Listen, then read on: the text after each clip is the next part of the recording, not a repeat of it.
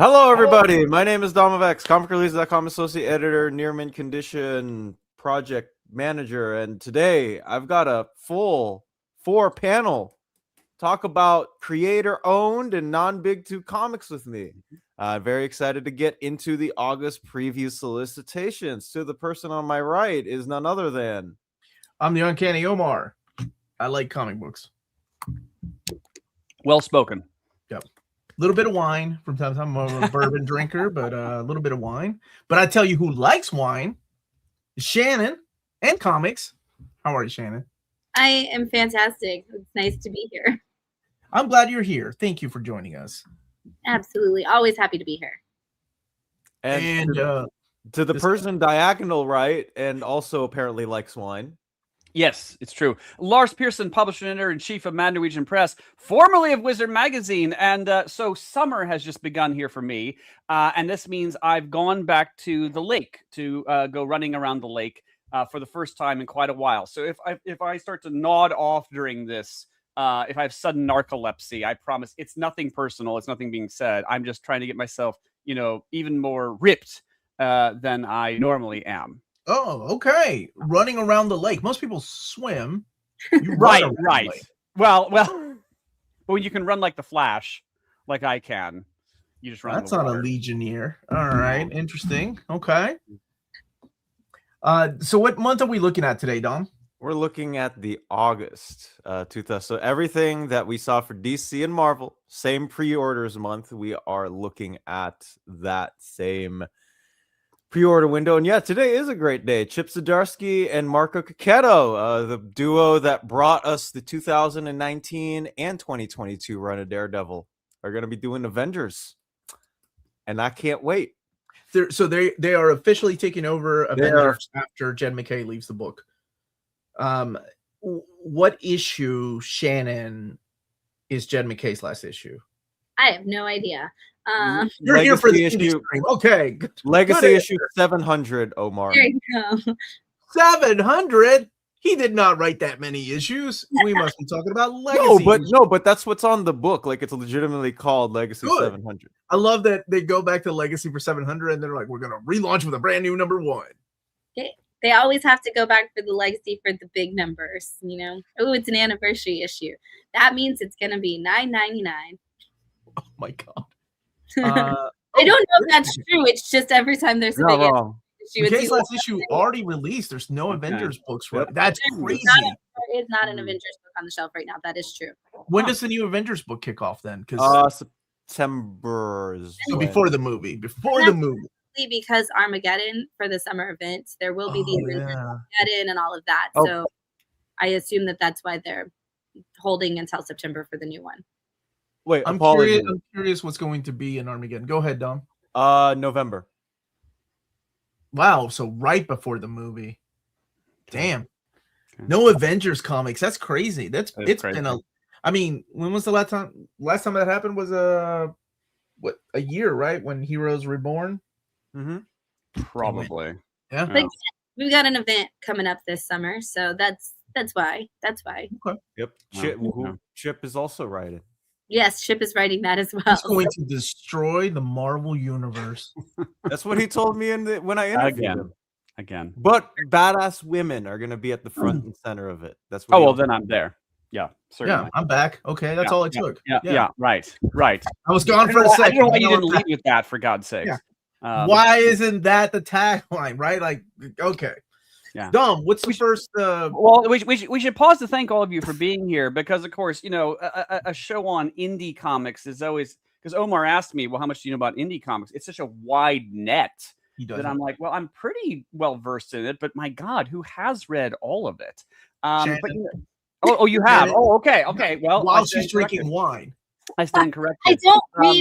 I don't drink while I'm reading. I drink while I'm talking about it. I drink a lot of water to try to stay awake. And I keep because I read it all in one block. So it's like people always ask, how do you do it? And I'm like, every Sunday, I actually read every single one of those books every Sunday. And I just go straight through and I read them in the same order that I present them. So I read the like the biggest number. So like, oh, there's 35 issues of, this book. I'll read that first. And I end with the number one. So the number ones are the most fresh in my mind when I go to do the show, because they don't have a safety net, right? With the number one, you don't know what the series is about beyond that. So I'm always like, I read the ones that, like, if I don't remember what that issue is about, I at least have the safety net of like, this has been going on for 30 issues though. So we all know what it's about. Sure. So I read them all, and then I have to take at least a 30-minute nap before the show so that my brain can like digest everything that I just read, and then I go, and then I drink all of the wine. Right. Well, and so sometimes when we say indie comics, it's sort of code for anything that's not Marvel and DC. Now, there's a reason that like the hardcore Marvel DC fans who were just, that's their jam and nothing else. We tend to call them the underwear perverts because, of course, Superman, Batman, a lot of them wear underwear. When you say you mean you. You mean Wizard Magazine from the 1990s? Is that terminology? I'm better read than all that. No, I'm better read than all that. But no, because Superman and Batman have their underwear on the outside, we tend to call people who are the people who only have focus on Marvel and DC. We tend to call them the underwear perverts. Spandex. So today's show is for people who are not underwear perverts. So commando people. Yes. Is that what? How? I invite you to one show and you are able to make this into could we say something else like spandex something, Lars? So it's spandex fetishists? I don't know. Okay, you know what? We're just gonna start. We'll just start the show. Image Comics. Wait, damn it! Sorry. I just got I got a message. I got a message from my buddy. Anthony Head passed away. I love that dude. Yeah.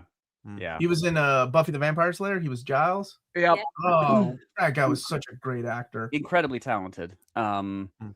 Which is why upon the realization that he could sing, they find opportunity in Buffy for him to sing. Oh man, he had such a good voice. And everyone's just, their jaws are on the floor because that Giles could come out there and just sing so wonderfully. Yeah.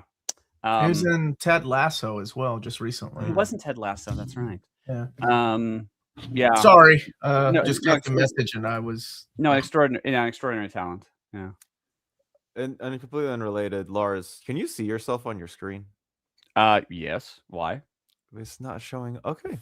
Yeah, I can see him. You can't see him, Dom? I guess it's not coming in from my viewpoint, but that's okay. Dom, if you've deliberately blocked me, I understand. I mean, most people do. I couldn't take the underwear gig, man. That's okay.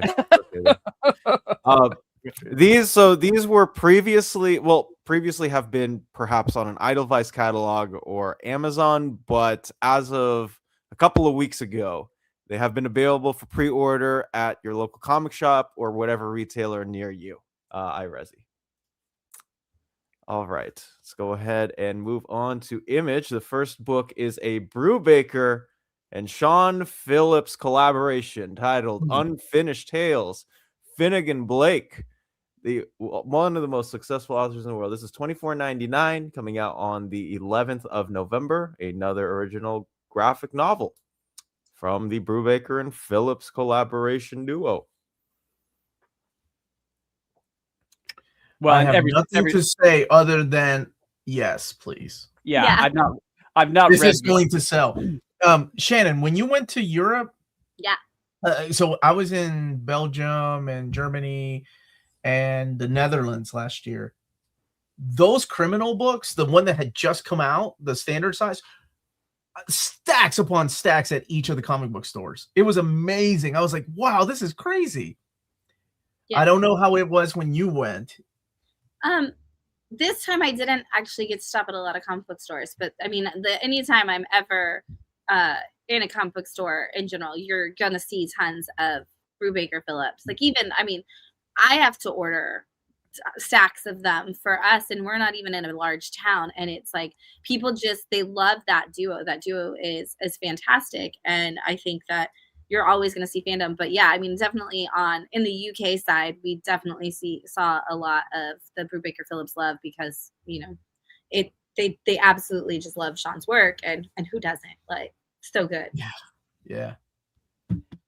Yeah, What's I've not next, read. Tom? That's a standard size hardcover, I assume. Standard size right? hardcover. Yeah. I've not read this one. I've read most of their other catalog, and yeah, I mean, this is kind of the glory of indie books. I mean, Well, this scratches an itch for some people that again, they the don't big do superhero single content. issues anymore, right, Shannon? This is it. Yeah, This is how not, you read it. not for this stuff. Like this stuff doesn't. It just original graphic novel every time. I think the last that we've gotten single issues from is the Friday series with Marcos Martin, but that's Marcos Martin. I think Phillips and Brubaker have been doing graphic novels for the last how many years now? A single one shot for Criminal not that long ago, which actually brought in a whole new wave of fans because they thought it was like the first release of that series. And so they read that like one shot, and it was just kind of like a tease for the fact that the show is coming and all of that. And I got a lot of new customers who were like, wait, how do I go back and read all of this?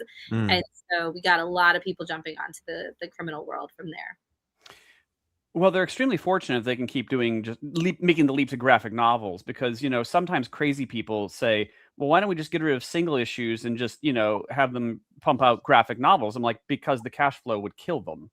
That's one of the reasons you do things serialized fashion. So if they can make the leap, that's great. But Brubaker and Phillips, I think, are also like one of those duos that people will support them no matter what project that they're on, whereas somebody else might not have that same security blanket of trust.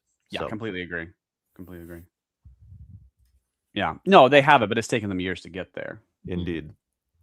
The next book is a Spawn Origins hardcover collected limited edition signed and numbered set. This is 149.99 limited to 1,000 copies, collecting the first 37 issues of Spawn.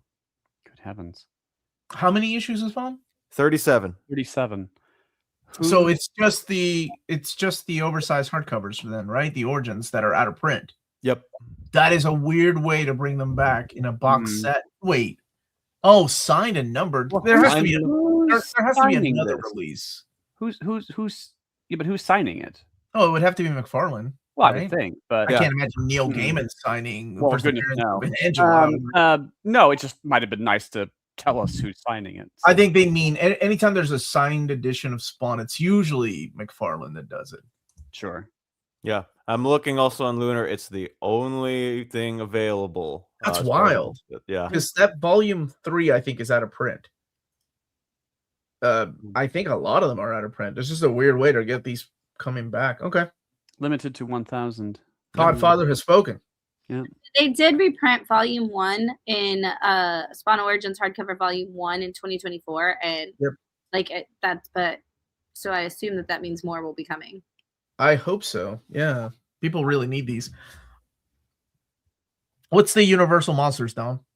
This is Phantom of the Opera. This is a Tyler Boss, Martin I don't know how to say his last name. Martin Simons, right? Simmons.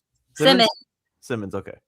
$24.99. There are going to be 2 hardcovers, just like all of these, collecting the 4-issue Phantom of the Opera series. $24.99 once again, 23rd of September. Here we have the main cover, very evocative of the first Hellblazer cover. And then we have one by Danny, who is drawing Batwoman. She's great.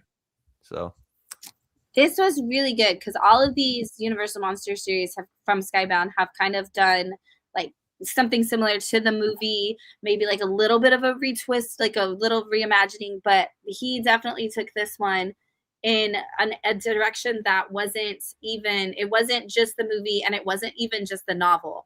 It kind of like Tyler kind of made his own story within all of those elements there. And so it was really cool to see. And I think that this, I mean, I'm biased because the Phantom is one of my favorite Universal monsters and one of the most forgotten of the catalog, like as that they are part of the catalog of Universal monsters. But I think Tyler did a great job telling the story. So I'm glad it's hit hardcover soon. You got Mark Rice is here. Yes. Yeah. Mark is one of my subscribers. He's also an educator. Congratulations on summer break, Mark. I know you guys just started. Thank you for your services too, Mark, being an educator. High school teacher too. Yeah, that's what my wife does. And let me tell you, she was ready. Like she was ready for the summer break, man. Woo! Those last 2 weeks living with my wife had been wonderful. That's right. All right, what's the next one, Dom? We are now going to go to trade paperbacks. Battle Pug! Yeah, first book here, Mike Norton's Battle Pug Cosmic Doggy C, $16.99. So cute. I love this series. My brother's a huge fan too. He has Puggles. So it's his only dogs he gets. So he loves anything that has pug things in there. The collection that came out, he had it in a landscape format. Oh. So I wonder how these will be collected. Yeah. When I saw this, it actually brought to mind the John Carter movie from Disney, which crashed and burned. And I think is actually kind of underrated. But that has an enormous giant space puppy. And it has it has giant space puppy cam. And so you're made to follow along as there's this shuddering. You're like, uh-oh, the giant space puppy is, coming into the battle scene. Yeah, it's a lot of fun. Is there 2 covers? Is that right? No. This is another book, but we don't have a cover to it. This is Death Fight Forever. Yeah, a slight contrast there. Death Fight Forever. That is your classic, late 90s video game art kind of style, put into late 80s, early 90s video game kind of art put into a story. It is like 2 people who are put together. Is almost somebody who kind of looks like Baroness from G.I. Joe, and a guy that looks like he should be in Contra or Street Fighter or something, and they end up having to work together to go after the Lord Slither, who's the ultimate bad guy, and it's all neon colors. It looks like a video game. If you have that nostalgia for that video game kind of era, that book feels like it. The lettering looks like it. The art looks like it. It just feels like you're watching a side-scrolling video game happen in front of you. Well, you just sold me on that, dude. What? Yeah, when you spin it like that, I want to see it. Yeah. With cover or no cover. Yeah. Oh, Gigantic is getting a complete series. It is indeed. It's not the hardcover, but if you want Kaiju and Remender, Eric Gwen, this is definitely the book to get. $16.99, collecting the 4-issue Gigantic series.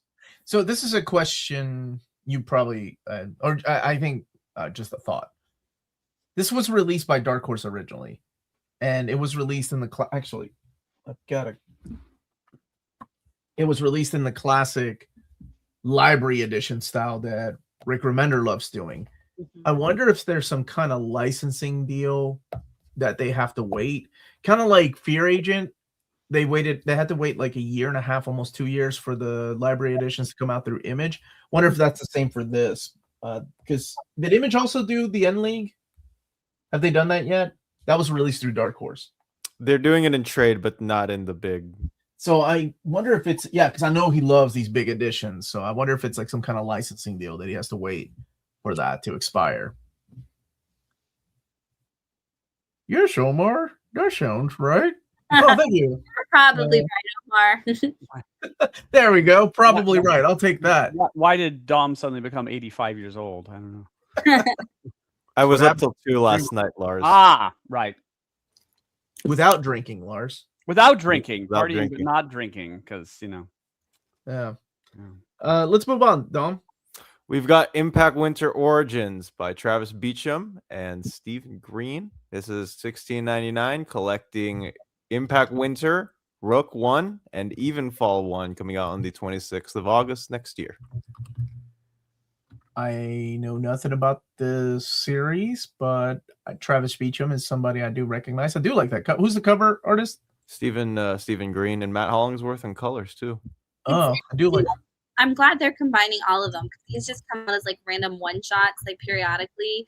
And so I'm glad that you're getting all of those one-shots put together, because I think a lot of people have been like, is there more? Every time one comes out, everybody's like, is there more of this? And I'm like, there's another one-shot a year ago. So it's good that they're putting it all in there. Okay. Let's move on then to the next book, please. We got a KA compendium by John Romita Jr. and Mark Miller, $39.99. This is going to collect KA 1 through 8, Volume 2 1 through 5, Volume 3 1 through 6, Volume 4 1 through 8. Like, this is another case of why isn't Dark Horse doing this one? People are wondering why Dark Horse isn't doing this, or Nemesis. And I think Nemesis is coming out in a library edition. I think.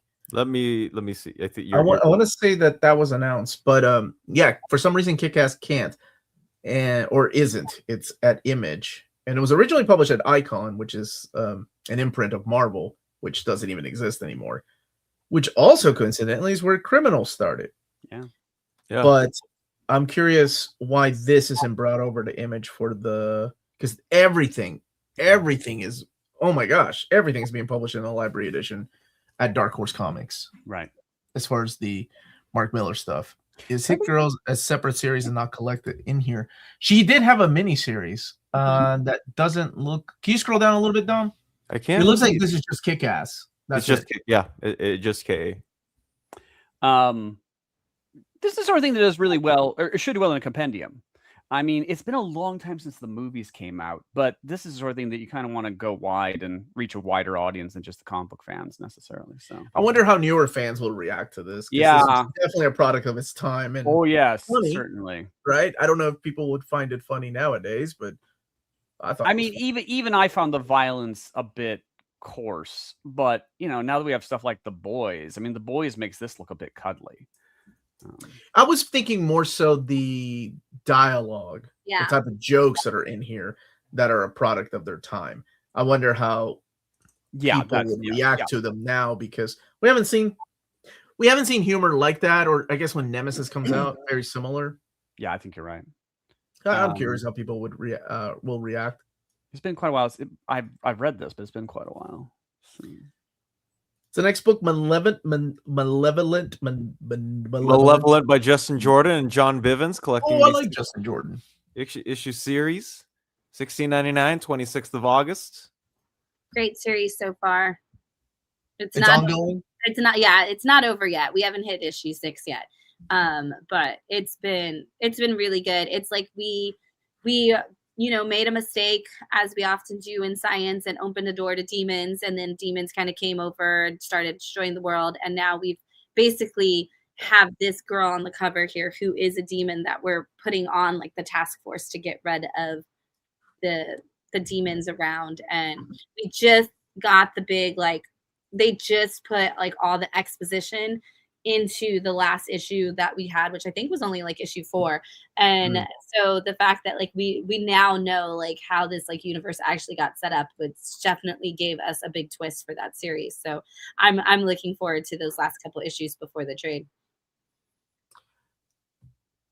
Wait, did you say humanity made a mistake? Yeah, I know. That's the most far-fetched thing out of that explanation. We were too busy asking whether or not we could, that we never stopped to ask whether or not we should. Oh man, that happens so that often. Might be the most fantastical element in all of these comics. Yeah. I agree with Omar. Thank you, Lars. Yep. For once, Let's I agree. keep on trucking, Dom. Yeah. We got more publishers to go through. It also looks like Nemesis is going to be a library edition that you'll be doing an overview of in November. So that's what I thought. That's just Medieval Spawn, Rory McConville and Marco Itri, $16.99, with a cover from Bjorn Berens, who also did some Detective Comics covers a couple of years back. 4-issue series here. So this is a character that made his first appearance in that Spawn 8, right? With Angela? Yeah. I was a little curious that they were still promoting this one, because didn't the court case establish that Neil Gaiman owns this rather than McFarlane? I thought that was one of the aspects of that court case, is that apparently not, because this is a new series. But they could just be paying Gaiman a fee. I thought this was determined to be a Neil Gaiman product, but I mean, if they're paying him and using it, then I guess they're paying him and using it. Yeah, I guess you can't use Angela in news stories, might be the thing, because she is in the reprints of the Spawn books. Yeah. The ruling on that court case is really interesting, by the way, because the judge kind of nerds out, and the judge kind of makes distinctions between the rights for regular Spawn. And then she goes on to mention things like Odysseus Spawn and this Spawn. You're like, these are actually really good ideas that they should use. That's where we got Red City and what's the new not She Spawn, not medieval, Gunslinger Spawn. Gunslinger Spawn. That's it. Yeah. Let's see. I hope this reads better than Godslayer Spawn. Yeah. It reads like Spawn, super job. But the question is, would you be interested in reading Spawn if Fabian Nicieza were to write a title?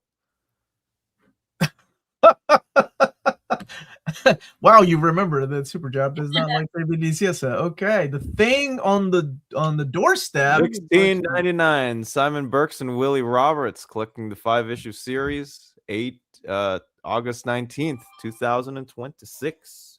This is one of those books that is the slow-moving Sense of Dread kind of story. And when you read this, it makes you feel uncomfortable because of how eerie it is. Because it's about a guy who gets, wrapped up in some terrible, like, eldritch horror kind of situation, and ends up married to this woman, and some things are going on in his life, but we're not seeing the story from his point of view. We're seeing the story from his best friend's point of view. And so the guy just keeps showing up at different points and talking about like what's going on in these really cryptid ways. And so you're kind of just with the friend in that, like, is everything okay? Like, what is this weird stuff that is happening? Oh my God. And you don't really know because you're not following the main character. Like, you're not following the guy invested in it. It's really great. It does have it does have all the like Lovecraftian kind of feels to it, and yet feels completely like you don't have to know Lovecraft to know this story. And so if you're like not a Lovecraft person, you're still gonna get just that like traditional story, like horror feelings and stuff of that paranormal. So this is really good. I met Simon while I was in London, and just listening to him talk about what he was trying to build with this story, I was like, you're conveying all of that in the creepiest way possible. So, man, that's a good pitch. That sounds awesome. It's a good pitch. Yeah. All these people in the comments are telling you that you have to read it. So, okay. If you get me drunk, you might be get me to admit. Why did you read that? Don't finish reading that. Let's keep going, please. Viking Moon by Joe Pruitt. I mean, Marcella Frusen. My people. 5 issues, $17.99, also on the 26th of August. And we should absolutely be reading this. This series got delayed. They did like one issue, I think, actually, maybe 2, and then it kind of disappeared for a minute. And so it's just now like back on the shelves and continuing. And it's like Vikings landing here in North America, and the group that had come before, the Vikings that had come before to try to settle, have all disappeared, and they're trying to figure out what happened to them. And as you can see on the cover, we have an idea of what happened to them. Werewolves. What? Spoilers, Lars. Spoilers are something that says in all caps: Vikings versus werewolves. Yeah. I don't read the back of the books. Sometimes I don't even like looking at the covers.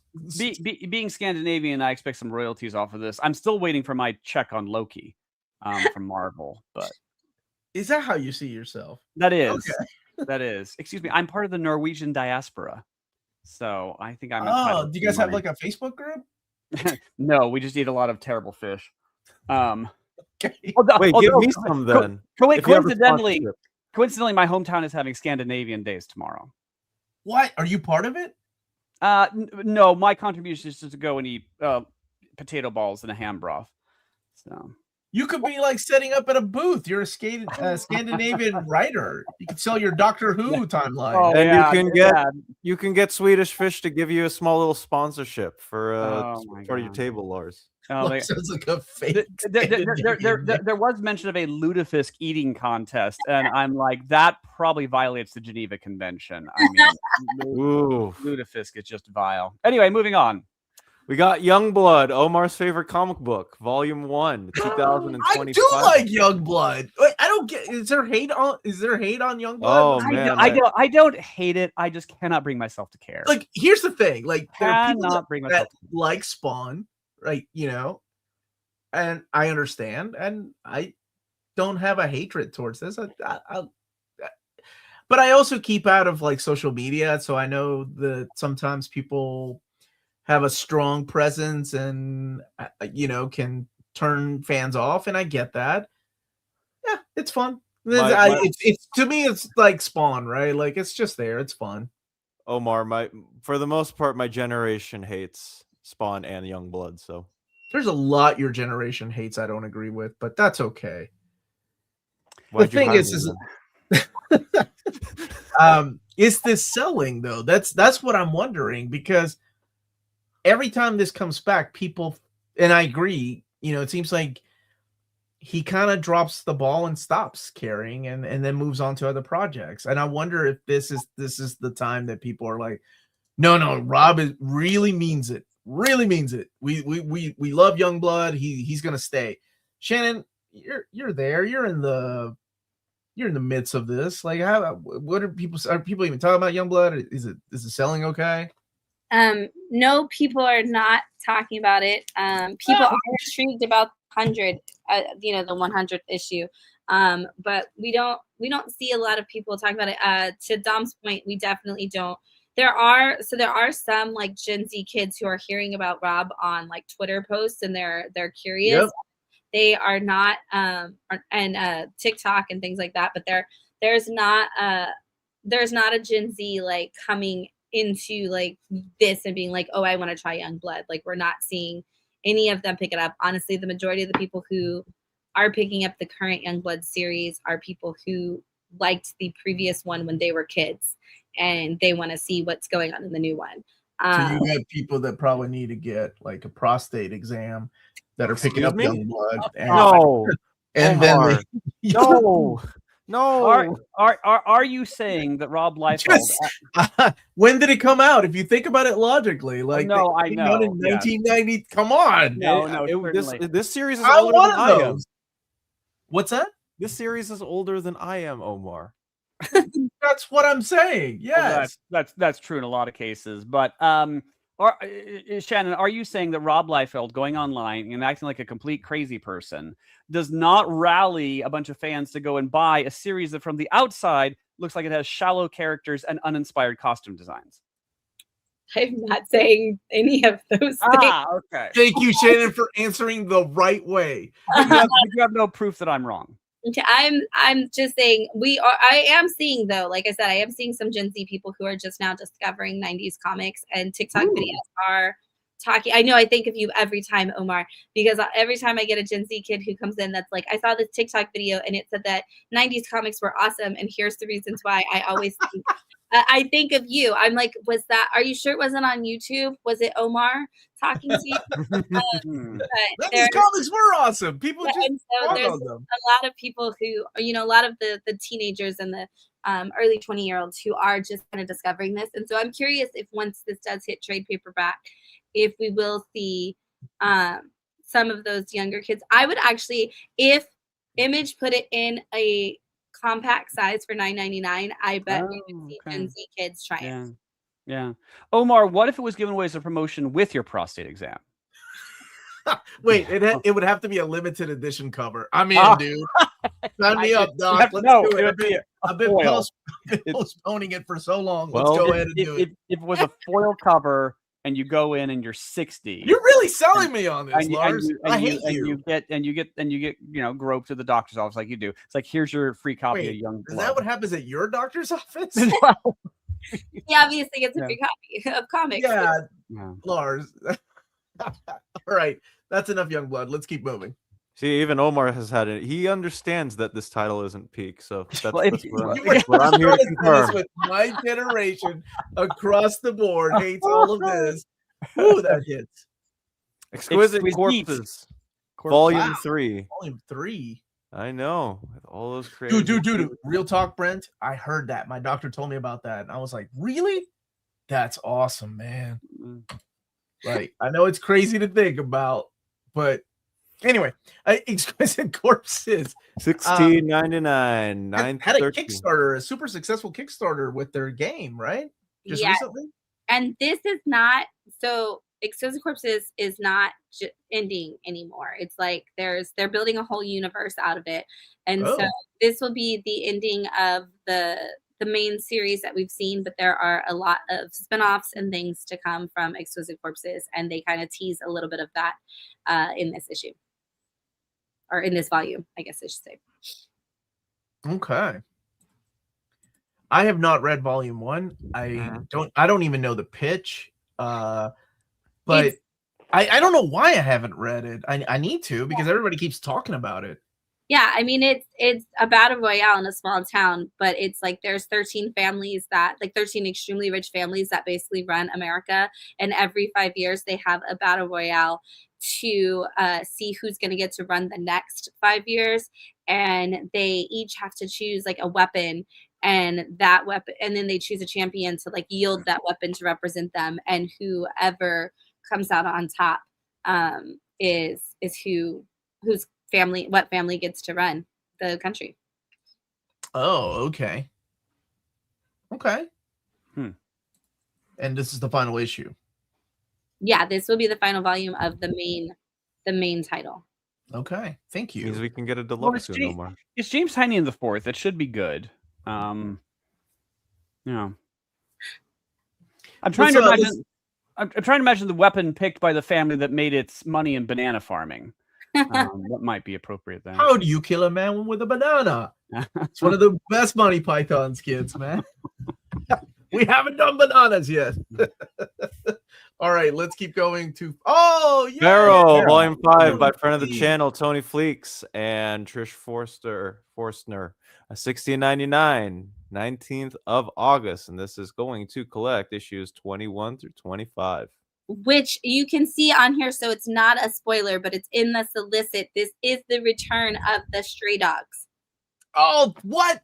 I love that book. Yeah, so my heart, but all of the issues in this arc are flip books, and one side is from the feral point of view, and the other side is from the Stray Dogs. That's nice. And so I'm really curious to see how that's going to look in a collected edition. It'll be flip.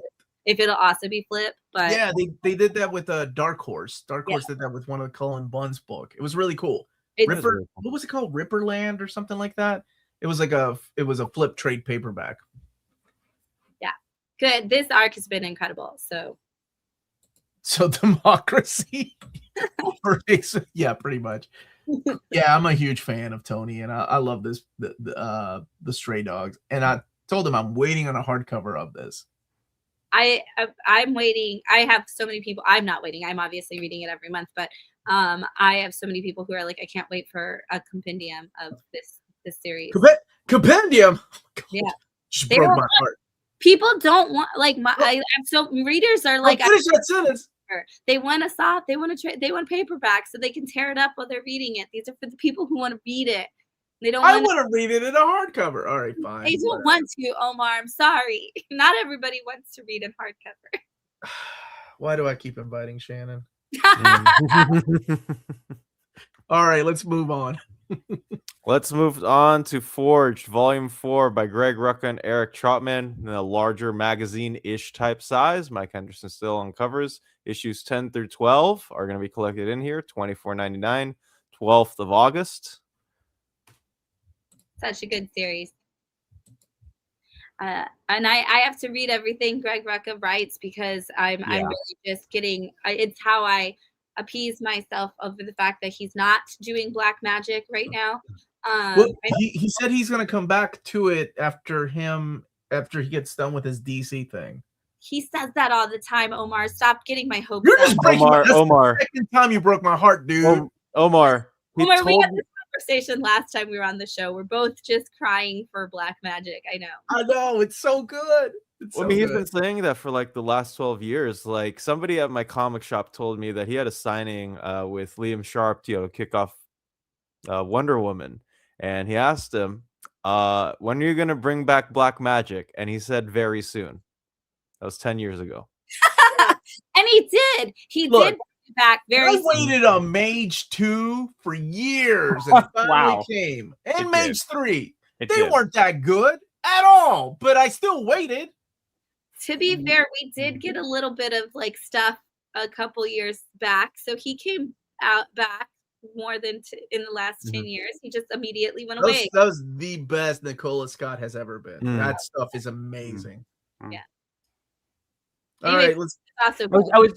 I was busy reading Grucka's Lazarus, and then the release schedule got a little weird there. So I need to read this one. You need to read it. I read anything Greg Rucka puts out is worth reading. I read issue 1. I don't remember anything about issue 1 because it was years ago, but I remember enjoying it. Yeah. Okay. It's a good series. It's so it's futuristic. It's like the Forged is we're in this future society, and basically the Empress has like created copies of herself, like clones of herself that are like precogs, and then clones of herself that are like her warriors. And it's just basically everybody's also figured out that the Empress is the bad guy, and so now it's the precogs and the warriors attempting to overthrow the Empress. Look, Shannon is good people. Please don't go after her because she prefers compendiums over hardcover. Well, Dom, what you describe is like the best things in life. You had a good time, but you don't remember all the details. It's okay. That seems a lot like me last night. Free Planet Volume 2 by Aubrey Sitterson and Jed Doherty, $16.99, collecting issues 9 through 14 of Free Planet. I like the first volume of this. I didn't know how much. Is it still ongoing, or is it? Oh, it is ongoing. Yes. Yeah. Omar, how did it read for you in hardcover? Because it is such a dense book. Dense, but I liked it. Were you gonna say dense? I'm sorry. Yeah, I was. It's so dense that like in single issues, you're like you have to take like when it's a lot. I have to like pause everything else to just focus on that. So to read it all in one trade, I'm like, how did you read a volume at one time? Did you have to break it up still? So I was reading other Image titles at the time. So, this is gonna sound bad. I think in between issues I would read like Rat City, Spawn, or what was the other book? Youngblood. Oh my gosh, it's the one by the Robert Kirkman's friend, Benito. Yeah, the one you were talking about 2 shows ago. Loads. It's the robots and with my gosh, what is his name on art? He co-created the what the hell is that guy's name? The guy in Invincible, Tech Jacket. Tech Jacket. He did a lot of Transformers, and he did the art of, what is that book called? Loaded. Anyway, I would take breaks in between, like read something that isn't as dense as this, but I liked it. Yeah. But yeah, there are certain books and certain writers that you just yeah. You just have to set time aside going, wow, that's gonna take a while. I feel the same about Monstrous though. Yeah. Monstrous is very dense at times. DJ Sue, thank you all. That's it. Thank you. I did a test with Free Planet one time where I was like, okay, can you read the issue and just read the dialogue, or read the issue and just read the exposition and not read both? And you actually can. Like if you're like, oh my God, it's too dense, but I really love like this story, you can actually just read the dialogue and not read all the exposition bubbles that Aubrey puts into it. But you get more when you read the exposition. But I was like, I'm running out of time and I have like 100 books this week. And so I was like, I'm doing a test. Like, can I make this work? And then I went back and of course read the exposition later. And I was like, okay, this is cool. I love the world building, but it felt like it was always too much and it messes with the story. Yeah. It reminds me of like a European style of storytelling, which is why I liked it. And yeah, lots and lots of reading. But Shannon, go back and read it without the exposition and then you can read the story. But Shannon, you have to confess, it's an odd strategy to say, well, just don't read half of it. And it was, and I was on the time, and I do think you should go back and read it. But like, if you're like Omar was saying, where you're like, oh my God, it's getting overwhelming. Like, sure. I want to go back. I have never said that out loud. For the record. Oh my God, it's getting overwhelming. No. Great. And there's some issues where like that exposition is the whole story. And so you're almost like, I almost need to like rely on the exposition more than that. But to the point that, Ryan made, like there's so much world building in those exposition boxes. And I wish I had a copy of it in front of me so I could show you. Like you'll see sometimes there'll be pages where it's like 6 to 8 like big bubbles like all over the thing. And it's like telling you the history of how these people on this page got here, which is really cool. Massive world building. But at the same time, you're like, oh, I want to see what's happening in this moment. And so you can kind of like read them in two different ways. You can read the exposition as one story, and then you could read the dialogue as another story, or you can read it all together and like get it. So it's like there's almost like 3 stories in one. No, it's a different type of dense. It's word. Phil Jimenez uses a lot of dialogue, right? Whereas this is more like a narrative. Yeah. Who reads more, Omar or Shannon? I bet Shannon. I mean, we both do it for a living, but she has so many other things.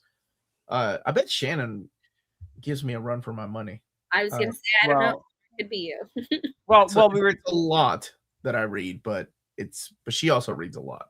We returned to the metric that, you know, comics got decompressed after a certain point. So after the decompression point, it takes me 1 bowl of oatmeal over breakfast to read one of those comics. But before that point, like let's say George Perez, New Teen Titans, it takes me 2 bowls of oatmeal to get through one of those comics. So Shannon, is this a 1 bowl or 2 bowls of oatmeal? This is definitely 2 bowls of oatmeal. This is definitely at least 2 bowls of oatmeal. At least 2 bowls of oatmeal, maybe more. Yeah. Okay. Yeah. Okay, that's enough on this. Yeah. G.I. Joe, Real America. Oh boy. Ooh, yeah, wow. baby. Volume 4. We got 2 covers. Show me what's collected in there, please. It's G.I. Joe, A Real American Hero 114 to 155, G.I. Joe and the Transformers 1 through 4, Order of Battle 1 through 4, and G.I. Joe Special number 1, $64.99 for both still, 26th of August. We have the main cover here by Andy Kubert, colored by Laura Martin, and then we have the variant cover by Michael Golden. Yeah. With the Pimp Destro on that cover. What? That's what we called him. He was Pimp Destro during that time. He had a gold mask, like a leopard outfit, a cane. I have a much harder time defending this phase of G.I. Joe. I mean, G.I. Joe is a comic that was so good for so long. Wait, what? You don't like towards the end?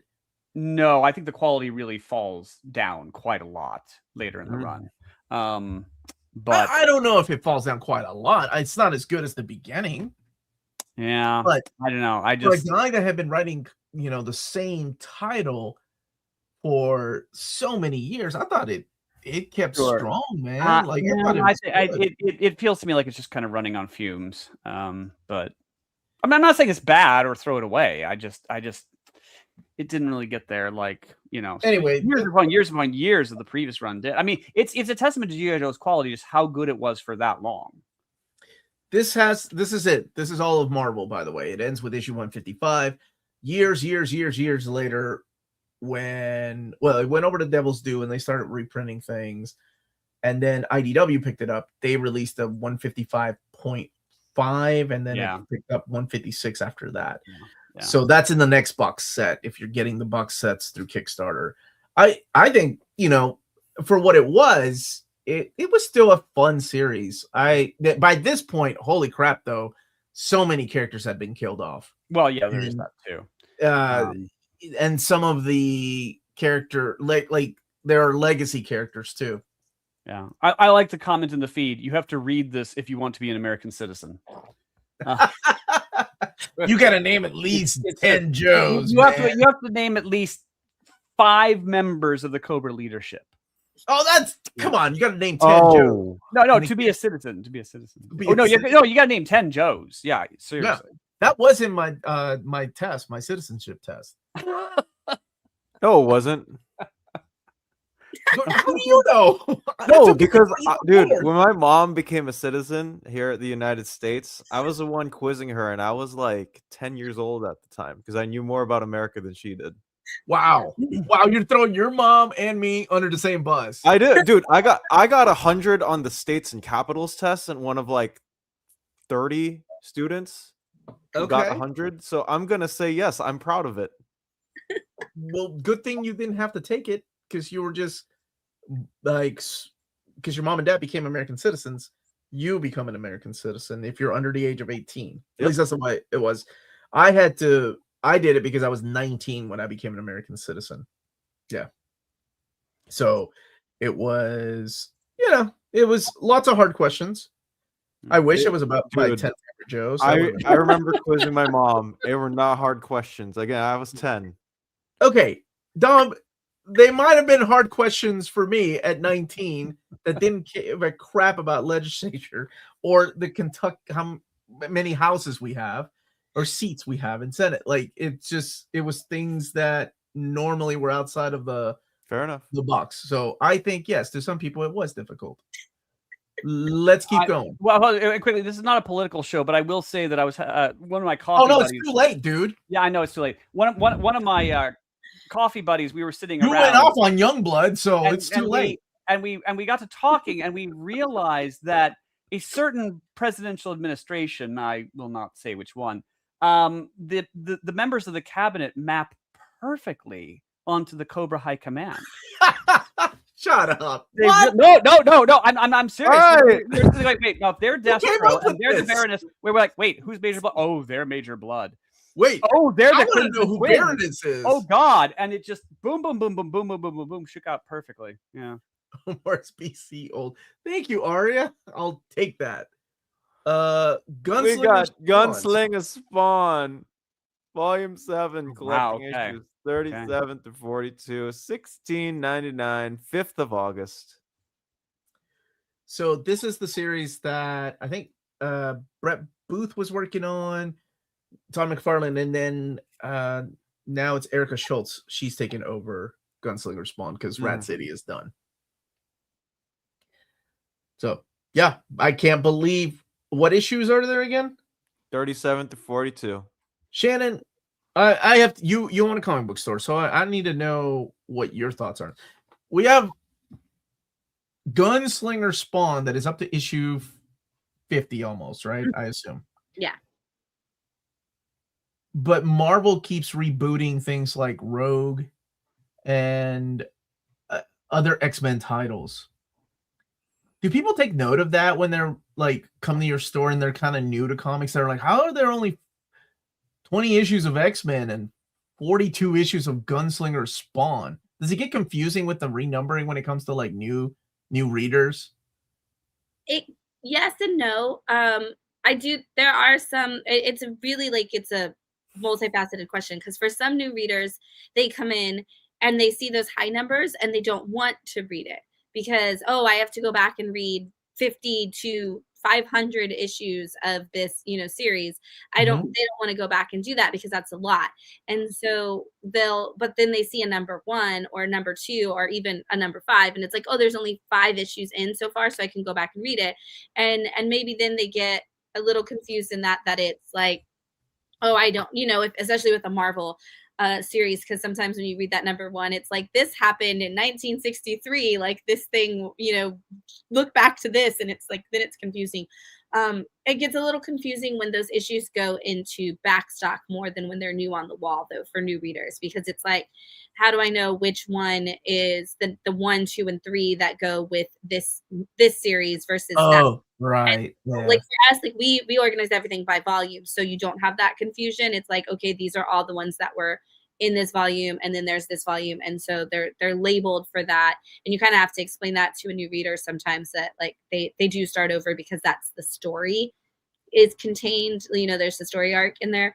So it just kind of really depends on the reader and where they wanting to jump in, because again, I have people who will come in and they're like, wow, this issue, like when Avengers 700 comes out, there is going to be somebody who comes in that wants to grab an Avengers book and it's going to say, do I have to read 699 issues? Well, hold on. It's unfortunate they have that perception, because first of all, I think most of us back in the day, I came into X-Men with issue 143. I came into Legion of Superheroes with issue 286. Was there any expectation that you had to read 285 issues? Of course not. Of course not. But you got to think, back when we did that, we weren't so connected. There was no internet. There wasn't like social media where people are there to help or guide you, right? I agree, but I think the reason nowadays, and I don't know, maybe Shannon can chime in on this, is that a lot of kids are going into comic book stores because they do see people on social media, like on TikTok, on Instagram, talking about certain stories. Or they come out of a movie, right? Or it's no longer like unfortunately, the way you and I stumbled into a comic book store these No, days.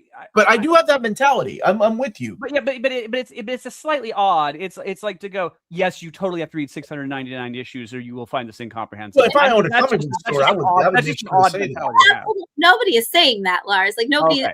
hopefully nobody in the comic book store is telling them, yes, you have to read 699 issues. But when you do walk in and you see issue 700 on a shelf and you're new and it's your first time in a store, you're like, can I start here? Like that's a question. And you get that question a lot from people who are like, can I start here? Like, is this a currently thing? And so you have to kind of explain what a story arc is. And it's like, no, like this is new, but this has been going on. You know, this title has been running since 1962 and they've been running these numbers for that long. However, this story fits in here. And so that's where like some people prefer that like restart at a number 1 because it's easier for them to identify like, okay, I can start here. And some people don't want it because they want to know that it gets confusing to them. And so again, that's why it kind of depends on the readership. It also depends on your store and whether or not you have somebody in your store that you can ask those questions to if you are confused, or like Omar said, somebody on the internet. I think comic book stores do a really great job. A lot of comic book stores do a really great job helping people understand that. Like if somebody brings up issue 3 to a counter even of a series and I'm like, hey, is this, they're like told me when they came in it's their first time in a comic book store. A lot of times I'll be like, hey, this is issue 3. Do you want to jump in right in the middle? Do you just really like this? Or do you want to start at the beginning? And because there is that, are you buying it like because I really just like the cover, or are you buying it because you want to read the story and you want to be invested in it? And like where do you want to fall into that? And so I think, there's a different person, because I mean, even I used to go to comic book stores and I would grab whatever issue looked cool.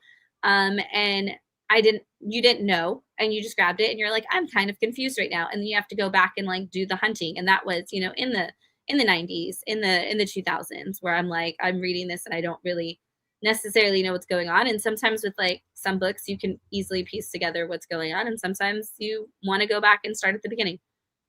Yeah, no, I mean, all kidding aside, I mean, no, asking where do I start is a perfectly sensible question.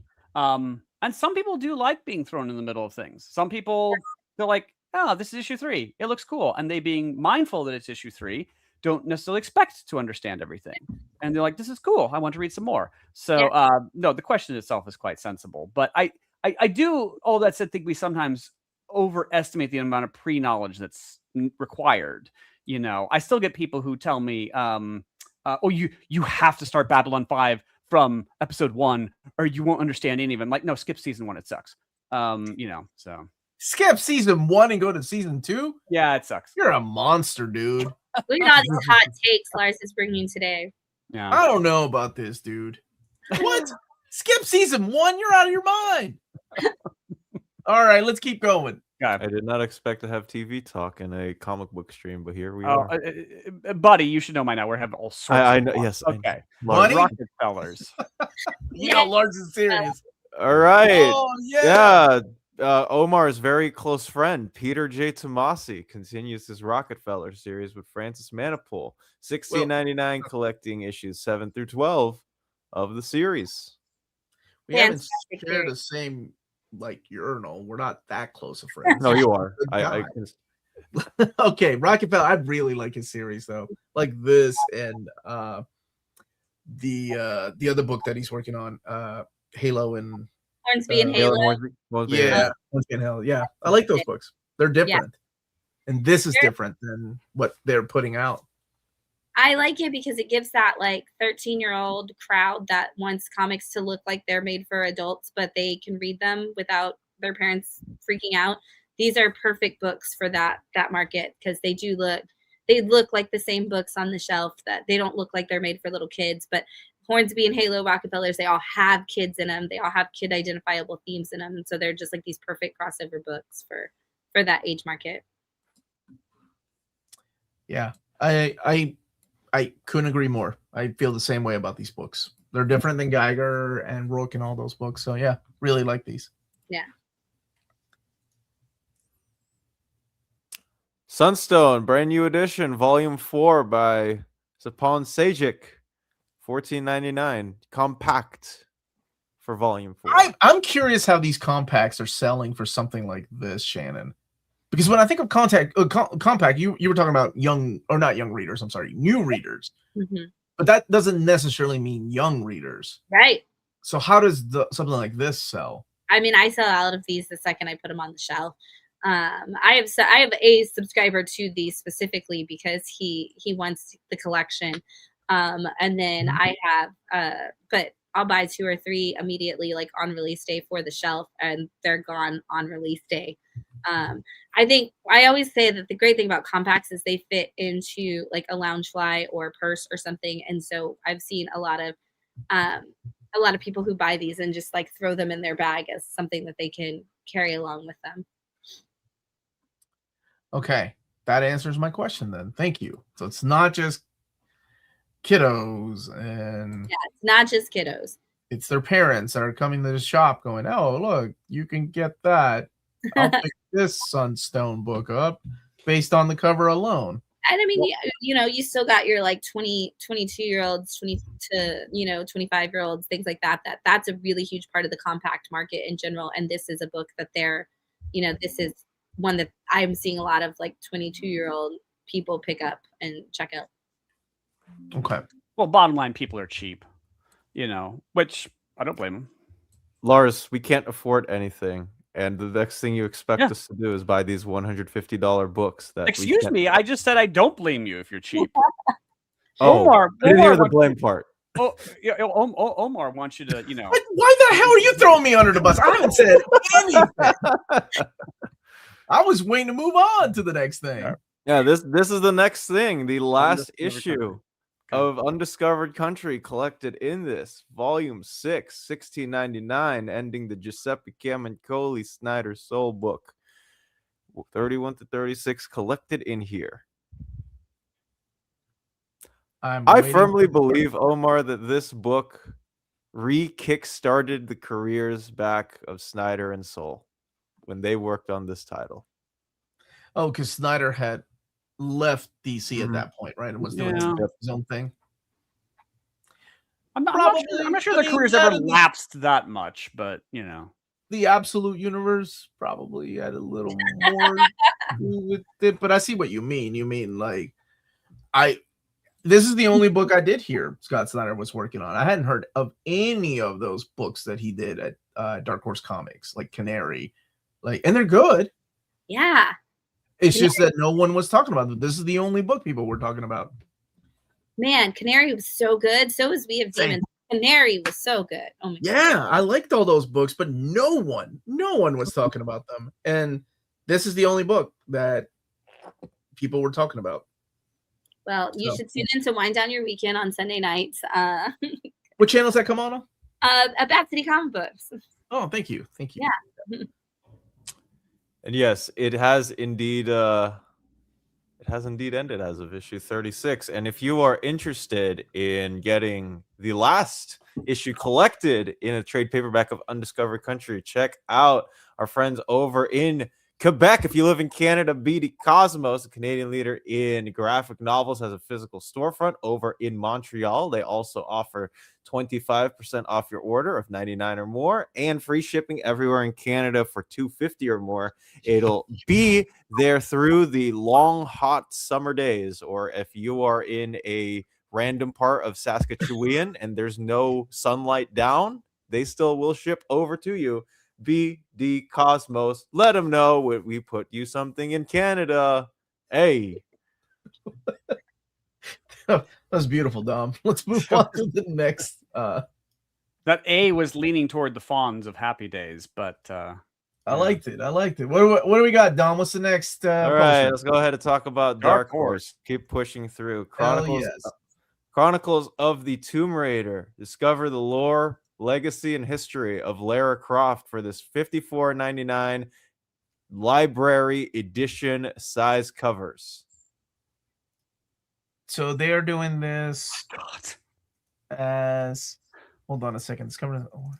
Can you scroll down a little bit, please? I'm sorry. It's when you blow up the cover like that, it becomes clear what they think is her most important attribute.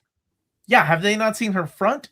That was the big seller. We've never seen her front. No, she is the ultimate spy master. Nobody knows what her face looks like. You don't know that, Lars. She could be really limber and get into like tiny spots that you can't climb after her.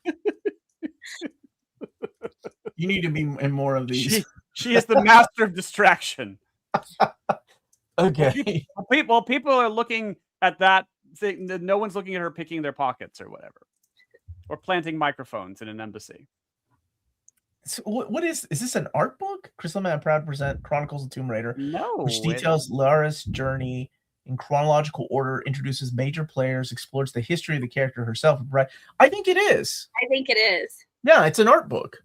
It's except click on the cover again for the sake of Lars. Dom, I just want to see it. Just says Chronicles. I thank you. Art. Yeah. I bet. Yeah, it seems to be an art book. Okay, cool. And then the video game got announced at Play Whatever for PS5 a couple days ago. Oh, okay. There you go. The complete Tales from the Crypt archive, 149.99, 1,032 pages, coming out on the 13th of October. Oh God, this is gonna be so good. Yeah, this is the entire Tales of the Crypt collected in this volume. Oh wow! I just watched Demon Knight with my oldest daughter last night. I love those movies. I love that show. I love the comics. The dimensions are throwing me off though, because those dimensions. I thought this was going to be in a Hellboy, like the big Hellboy monster size book or Harrow County, but those dimensions seem to be the dimensions of the magazine. Like if you look at the dimensions of just the hardcovers, am I wrong or is that right? I think you're right. Yeah, I think you're right. Okay, so when they first told me about this, it was supposed to be oversized. I wonder why. Maybe they couldn't work out the dimensions. Right. Regardless, that is a huge book of some of the best comics, not the best horror comics, the best comics you're ever gonna read. Yeah. If we're in the realm of horror, I should add that I did see Obsession on Monday, and it is legit, in all seriousness, a contender for the most horrifying movie I've ever seen. The Really? thing is, yeah, because Go ahead. It is every bad relationship you've ever had all at once. That's a good way of putting it, man. I and the people I went with were sitting there going, "Ooh, I've dated that. Ooh, I've seen that face. Ooh, it probably bothers young people less because they've had less time to rack up bad relationships. But truly horrifying. I've never felt more like an old man than when I went to go see that movie, because it was a bunch of like teenagers around. Oh, like okay. It was my wife and I, and my oldest daughter. Okay. And I had also not been to a movie where people are on their phones. That was tripping me. That was tripping me out, dude. Yeah. I was like, whoa, what's happening here, man? We don't get a lot of that here, actually. The theaters I'm in, they tend to be watching. Yeah. Well, it was the first time I've seen it happen, like almost everywhere. People are on like Instagram. Yeah, It's like, what the hell, man? It's like, watch the freaking movie. Yeah, no, it was so horrifying. I had to do that trick that, after you've had a traumatic event, apparently, I think there's this drug they give you to block your short-term memories from embedding in your long-term memory. And I was having such horrible flashbacks to that movie, like I would just start thinking about Star Trek or something more peaceful, to try to purge it up, to try to not have it just stick in my head. It was that horrifying. I mean, I was just squirming in my seat horribly. I was laughing my butt off. My wife was like, what? She was creeping out. I think there were just so many things that I'm like, why would they make this decision? It was so illogical. It just didn't make any sense. But okay, sure. All right, let's keep on moving. Tales from the Crypt, absolutely. All right, this is I think the book I'm most excited for from these rounds. Just in the way that Nintendo and Dark Horse teamed up for Breath of the Wild, for Tears of the Kingdom. I actually have it right alongside me. For Tears of the Kingdom, the sequel to Breath of the Wild, they are doing a hardcover with all of the art and concepts in this Secrets of the Zonai book, $59.99, 472 pages. They have a regular edition, and then they have a Heroes edition that has a map of the entire depths that are in the game, a little poster just like they had for Breath of the Wild. Instead of the Champion's Ballad, they are using the final shot from the last battle. And they have the stones that Zelda and the sages have in this game as well as an extra. I like both of those games, and their art books are actually really gorgeous, especially those limited. Those limited editions are very, very hard to find, by the way. I will also say Omar has never played Tears of the Kingdom, so he's lying to you when he says he likes both games. You know, the 5-hour sleep Dom, he kind of sucks. Throwing me under the bus 3 times. What is up with that? Tears of the Kingdom, Breath of the Wild, same thing. It's not the same thing, but go on. It's not the same. It's in the same world, isn't it? It's, well, they expanded. Well, yes, the map of Hyrule is the same, but both games act semi-differently in terms of what they're achieving to do. One is you figuring out your identity, and the other one is about heroism and trying to take back what was rightfully yours.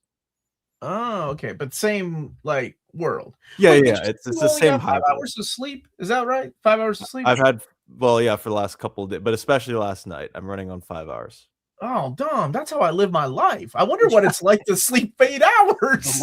Well, I usually get 6 to 7 hours of sleep on a typical night, but I need to try out this 8 How hours. the bed is rocking like this. I don't know. 6, 7.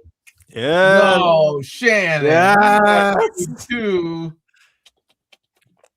Shannon. All right, let's keep on going. Kids. Oh, I'm sure.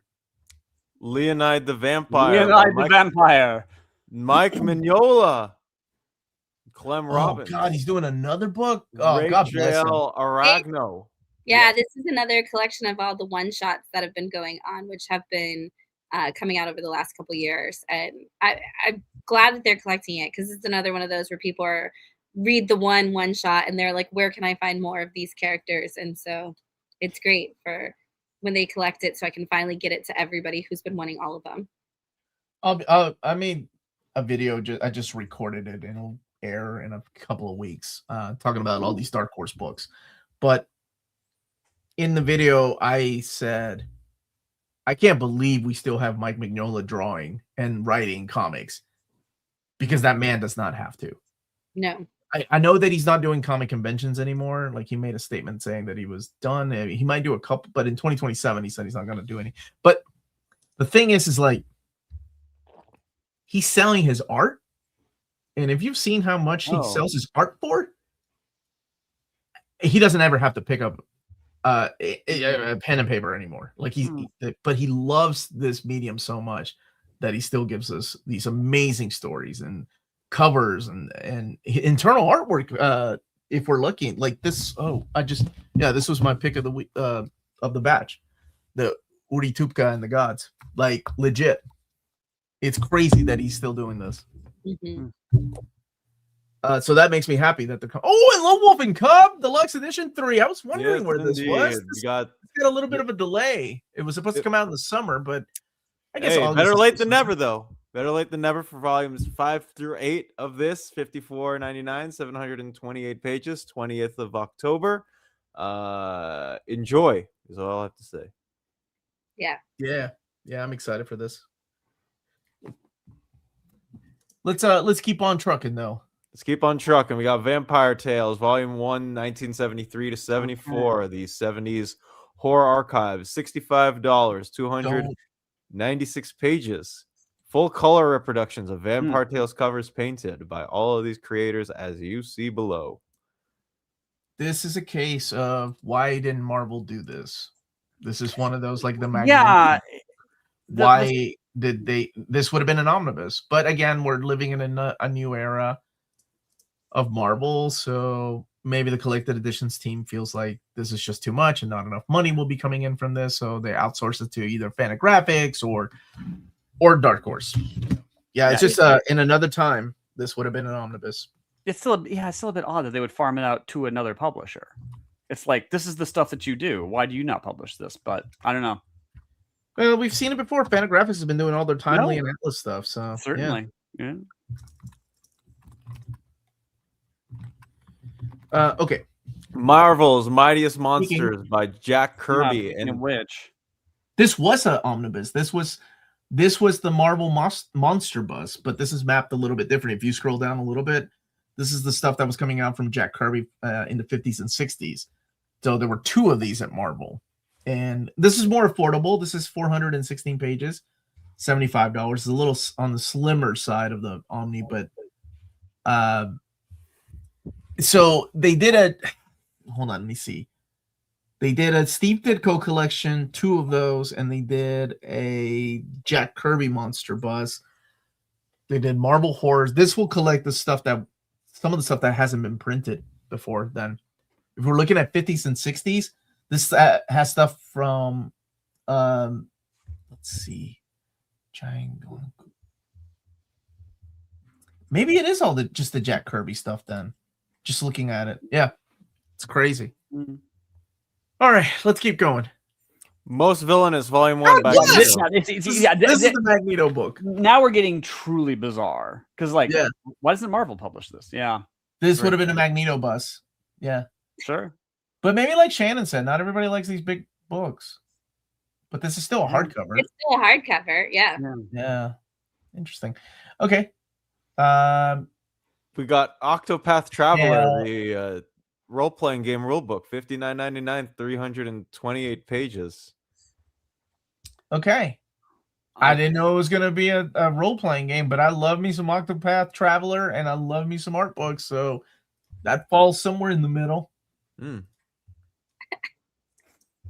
Let's keep on trucking, Dom. On to the 26th volume of the Certified Zomboss, part of the Plants vs. Zombie line. The parents love at my comic shop. $12.99, 88 pages. Yeah, I don't know about you, Shannon, but every single, like, this was when I was working at my comic shop. These were one of the easiest sells to families that were looking for stuff to read. Yeah, I get a lot of kids who are like, I don't like comic books, but I like Plants vs. Zombies. Oh, that's awesome. It is a comic book here. And they're like, what? And then they become comic book fans. So it's definitely a gateway comic for a lot of little kids. It does well at Scholastic fairs and the book market. So it's awesome. Yeah. For sure. Yes. Paradise. Omni 1. Surprised it's not an oversized, but they are printing this in hardcover. This is, of course, the Terry Moore, I think, easiest book out of his collection. $39.99, 544 pages, collecting volumes 1, 2, and 3. If you've never read Strangers in Paradise, take a look at the page count. Take a look at the price. It's in hardcover, and if you've been waiting, it's one of my favorite non-superhero comics of all time. I love this series. It's one of my favorite romance stories of all time. It really does feel like a long love story that just keeps going and going because people keep making dumb decisions. But isn't that what love is, right? Like, I mean, that's what it's like. Yeah. This is a series that deserves every drop of praise that's given to it. And there was one time at a comics convention, I was there with I won't say who, but a comics creator of some renown. And we saw Terry Moore's table. And like, there was this massive line of people lined up to get Terry Moore's autograph. And they tended to be young, scorchingly hot women. And this comics creator leaned to me and said, Lars, why are my fans not like this? You know, why are my fans all, in what issue of Superman did this happen? Dude, that sounds just like you. It was not me. No, that would be in what order the Legion of Superheroes join. There we go. But this is a truly great series. It really is. How many Terry Moore omnis do you think we'll get? Well, this is called, can you scroll up? This is called Strangers in Paradise Omnibus. And it's got the first 3 volumes. I assume it's going to be a total of 3. Yeah. Is that right? For just Strangers in Paradise. But if you're looking at like Rachel Rising, and they could put a couple of the smaller run books together and make it into an omnibus. Yeah. So okay, but it's black and white, so it's cheap. Or I assume this is black and white. This is the book I'm suggesting, unless I see something else. This is everything I want in a comic, unless you don't like black and white. Yeah. Just all right. Next up, we got American Caper Volume 2, Cowboys and Conspiracies, issue 5-8 is collected in here. Dan Hauser and David Lapham. Wild book, crazy book. Everything. I mean, this is if you are a fan of Grand Theft Auto, this is like that creative team coming in and making comics, and this is such an insane story of everybody just being a terrible human being and kind of all just collapsing in on themselves at the same time, and yet you can't look away. You just have to keep going. Well, if they're all terrible people, you won't be upset when they're shot in the head. Yeah. Thank you, Lars. Yes. Yeah. This is the book for people who do not wish to emote. There's lots of emotions. They're just. Wait a minute now. Go scroll down. Oh my God! Volume 3 of Berserk. Paradise. Forget everything. Berserk. Oh my God. I know it's not Kentaro Miura. It's not gonna have anything by Kentaro Miura. This is all gonna be Studio Gaga, but it is the next volume of Berserk, and I love this manga. It's the greatest manga ever. $14.99, 232 pages. Okay, I'm sorry, Terry Moore. Sorry, everything else. Move over, Terry Moore, you hack. Berserk is here. Yo, there's some good books in this dark. Bird King is another one of my favorites. Bird I love Bird King, man. I thought you were talking about Chrononauts for a minute, Omar. You know what? Chrononauts, it's one of those rare cases that I actually like Mark Miller's writing in that.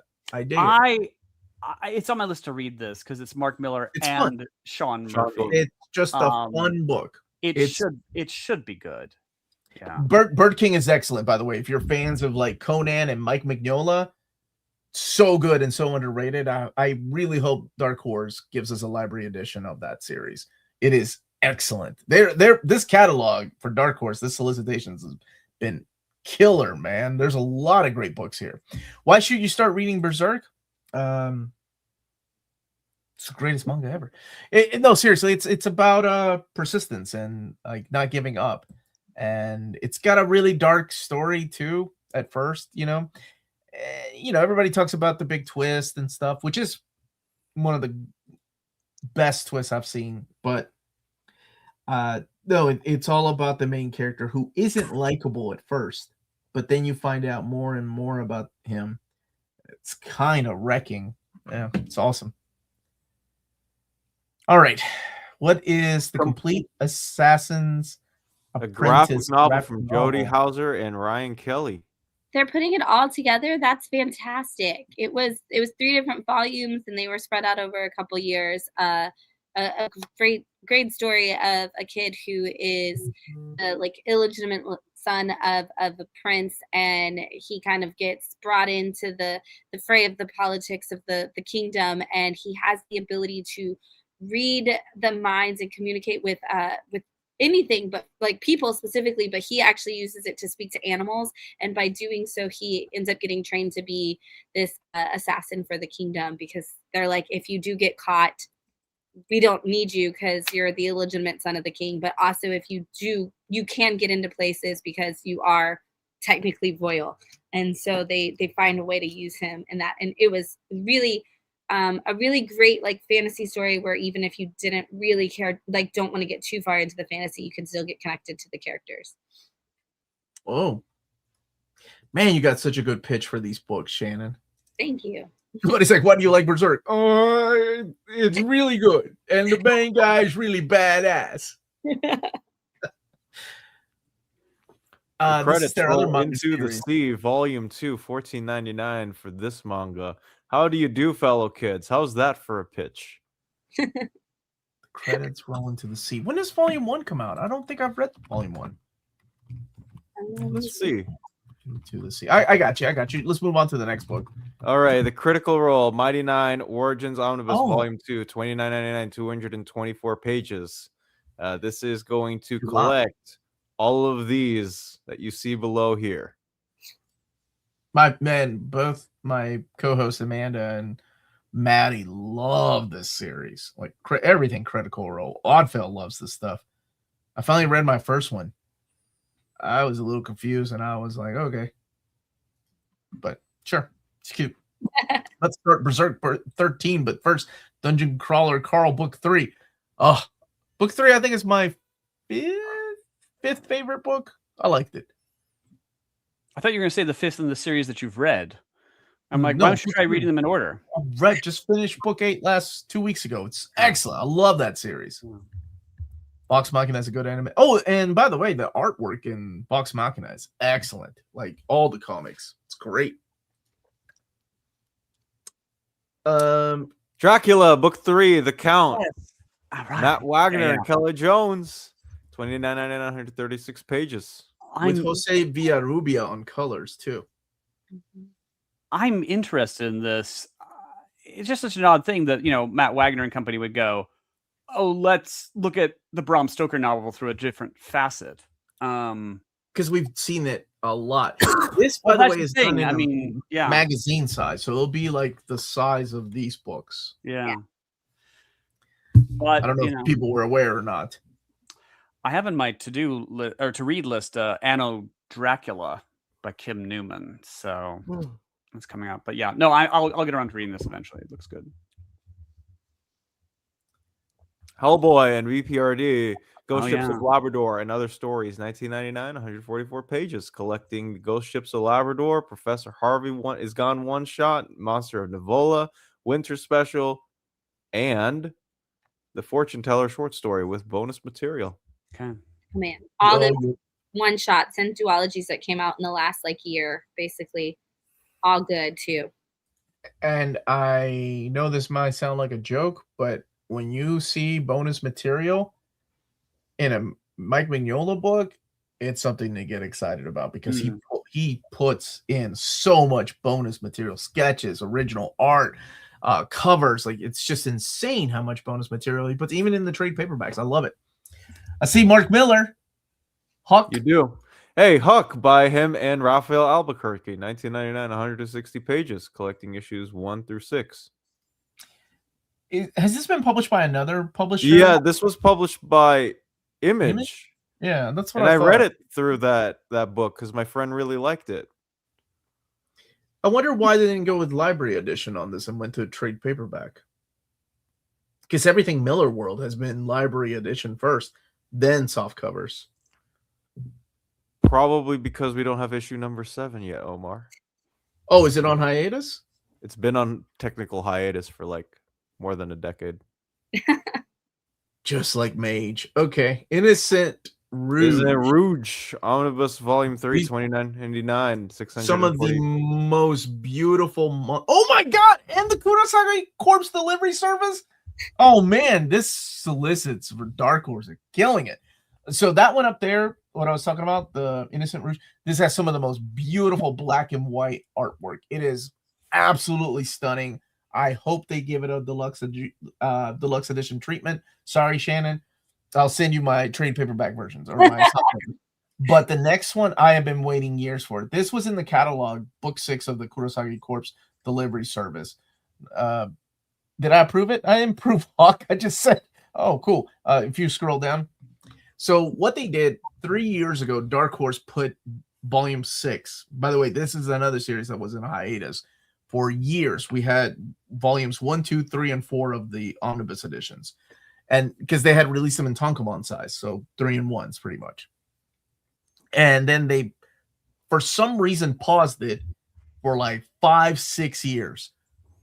Then they said, we're going to reprint the first 4 volumes and give you a volume 5. And then they put volume 6 in the catalog. And I was like, hell yes. And then they took it out of the catalog and oh man. But now it's back and solicited. Oh, I'm all over this, baby. Absolute cock teases. Yeah. Yeah. Dark Horse Comics. Thank you. Good stuff. Got Minecraft Out of Order, 10.99, 88 pages. The kids love Minecraft. I can't keep Minecraft books on the shelf. They sell so fast. We have a whole Minecraft section, and it's always empty. See, Shannon, it is your duty to be like, oh, you like Minecraft? Have you tried Youngblood? It's on you, Shannon. No. It's on you. Omar's trying to ruin 10-year-old kids. Wouldn't you like to experience the 1990s way before you were born? For a book that you probably were shouldn't be so reading to begin with. badass and extreme. You can see how mid it all was. How dare you, Lars? Lars gets an A+ for terminology used. Perfect. Thank you. I'm about to drop the F-bomb on both of you fools. I am surrounded by teenagers, and they teach me the lingo. Okay, Star Wars here. Yeah, The Bad Batch. The Bad Batch. 1999, 112 pages. I freaking love that Bad Batch show because it reminded me a lot of the Clone Wars show that I watched when I was a kid. I have to check this out at some point. I've never read these, but I have to check them out at some point. They were big fan favorites. We saw a lot of people coming in who loved the show, picking it up and feeling like it was like an additional element to it. It's the one show I didn't get around to watching. Yeah. The Weapon is Hungry, with midsections removed. 1999, 192 pages. Wow. Oh, well, don't want to get demonetized. Seaboard. That's the guy that does the Witcher comics. Yep. Yeah. Alessio Fioranello. Fiorello. I like that cover. Sounds weird. Sounds like it's up my alley. We got Witcher, Volume 11. Bloodstone, collecting issues 1 through 4 of The Witcher. These are based on the novels, right? Adaptations of stories from the novels. But I don't think all of them are adaptations of the novels. I think some of them are original stories.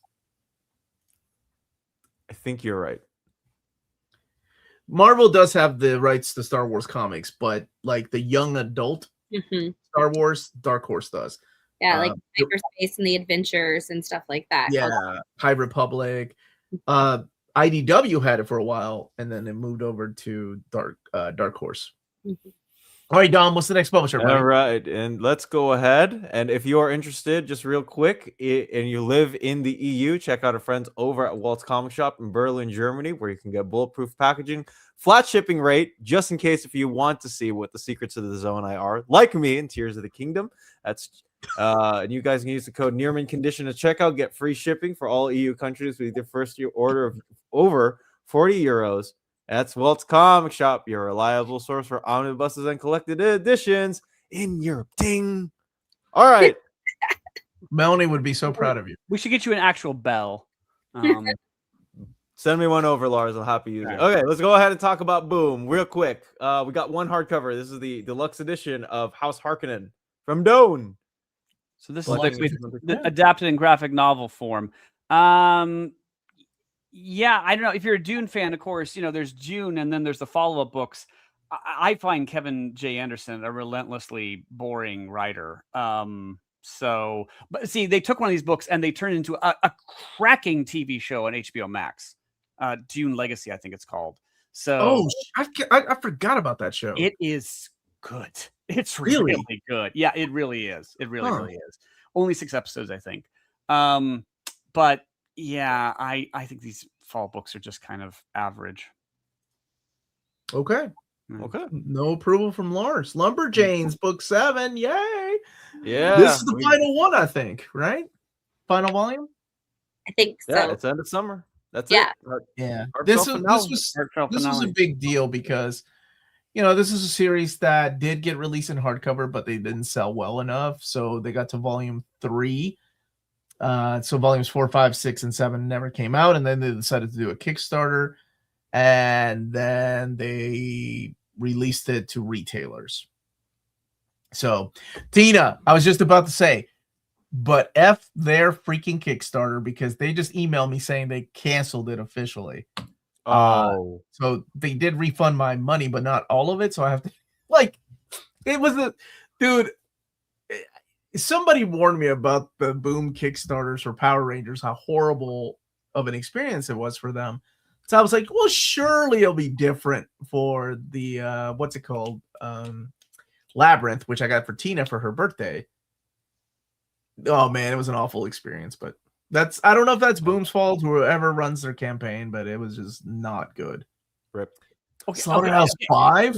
North bar. Cool. Yeah, 49.99, 208 pages. I love this book, and That's Ryan North is writing it, or I guess I'm trying to process when it says authors Ryan North, comma, and then Kurt Vonnegut.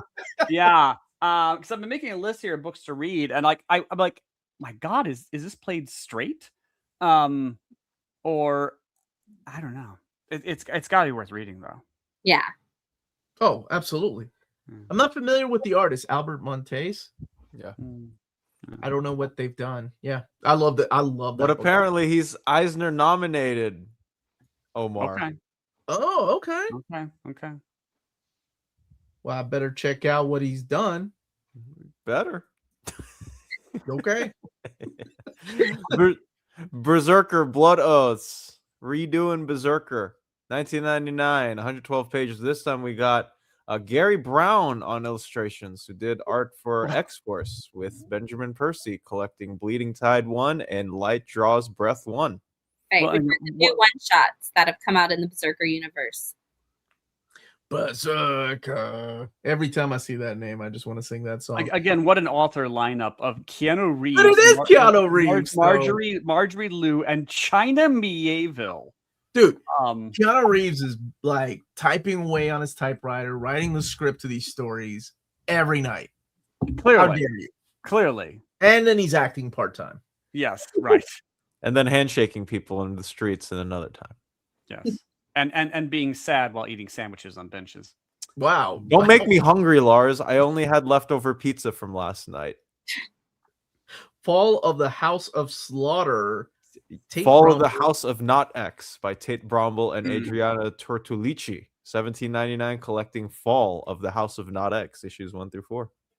Yeah, if you're a Something Is Killing the Children fan, this is definitely pulling everything that's come out together. Yeah, I see Thomas. This is gonna pull it all together though, where everything we saw in House of Slaughter, everything that's been going on in Something Is Killing the Children. This does spin out of the pages of the Free Comic Book Day book, which I don't see added in that collection. So if you didn't get the Free Comic Book Day book, you might want to grab it before you read it, because there are some pieces in there that help.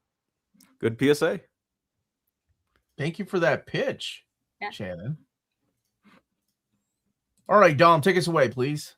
We got a trade paperback of Lumberjanes Book 7, which we already talked about earlier. $22.99 instead of $32.99 for the trade paperback. We've got Darkest Hour by Melissa Flores, Marco Renna, and Simona Di Gianfelice. $29.99, 384 pages, collecting MMPR 111 through 122. Power Rangers Universe, Morphin Masters, and Darkest Hour #1.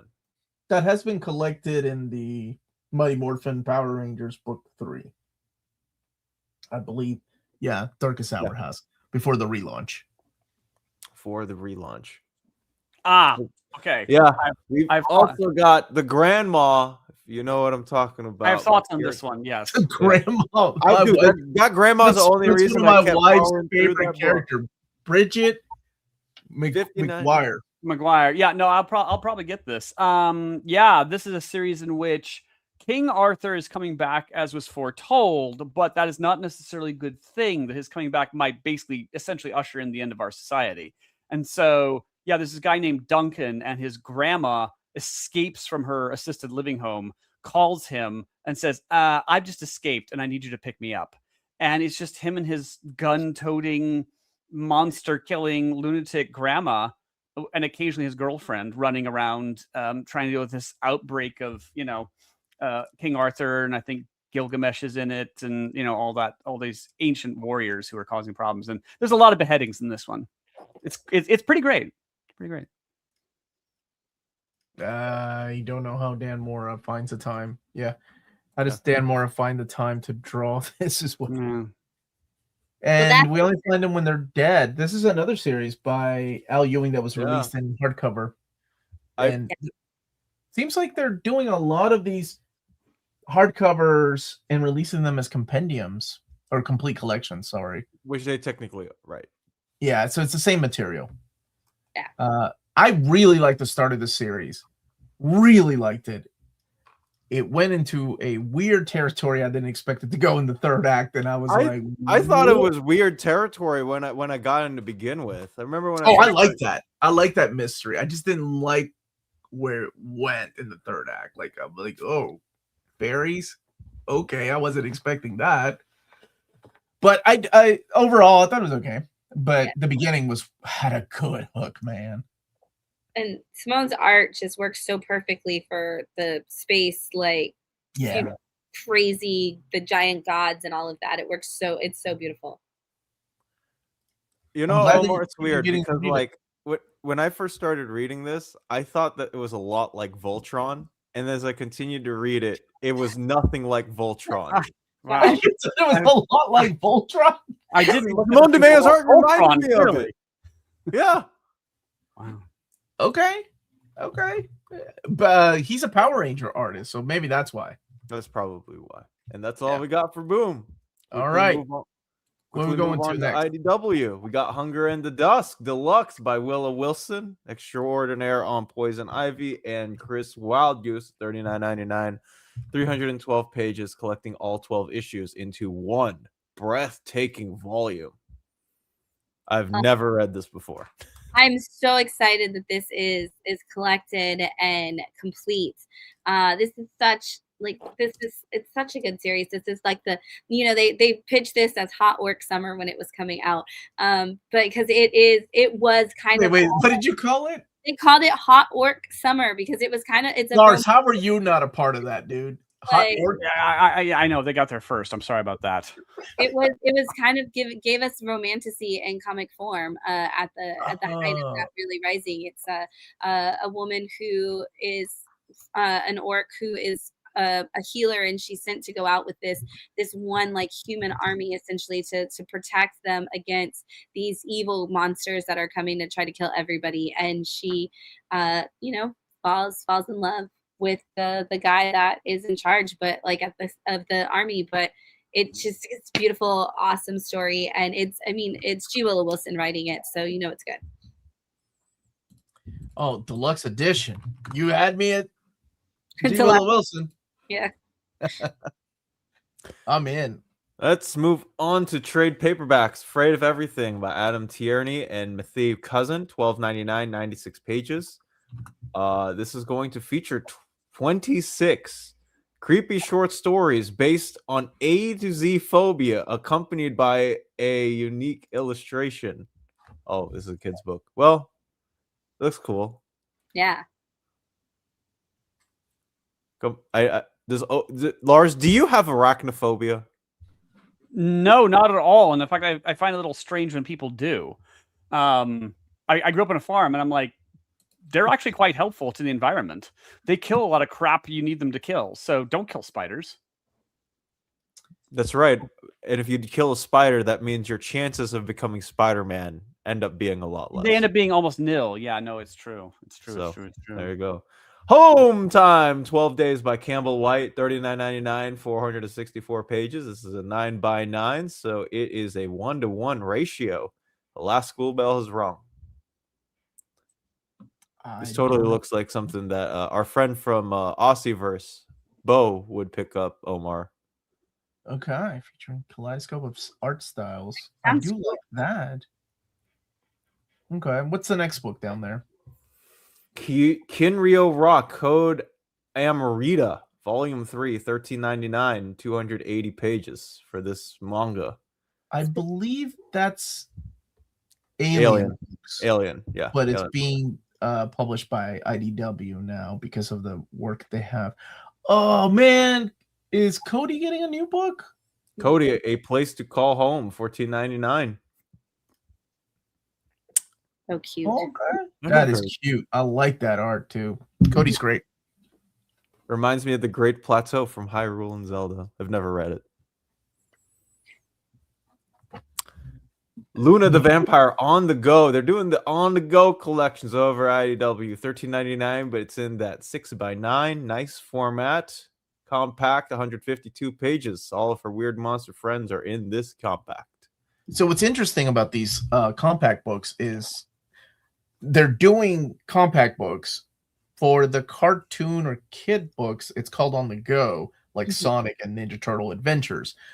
For the Godzilla or Rocketeer, they're called the IDW Classic line. So I wish all the publishers would get together and be like, let's just call them one thing. Pocket books or whatever. Call it just one thing. Archie Digest books. It would just make things so much easier. Uniform next, Tom? would be nice. Yeah, I know you would appreciate that too, Shannon. Monster High. Monster High. These commercials ran all the time when I was a kid. Wait, Shannon's got something to say. She's jumping up and down. This was such a good series. This is Evil Dead in the Monster High world. So funny. The puns on this series were top notch. It's such a good one.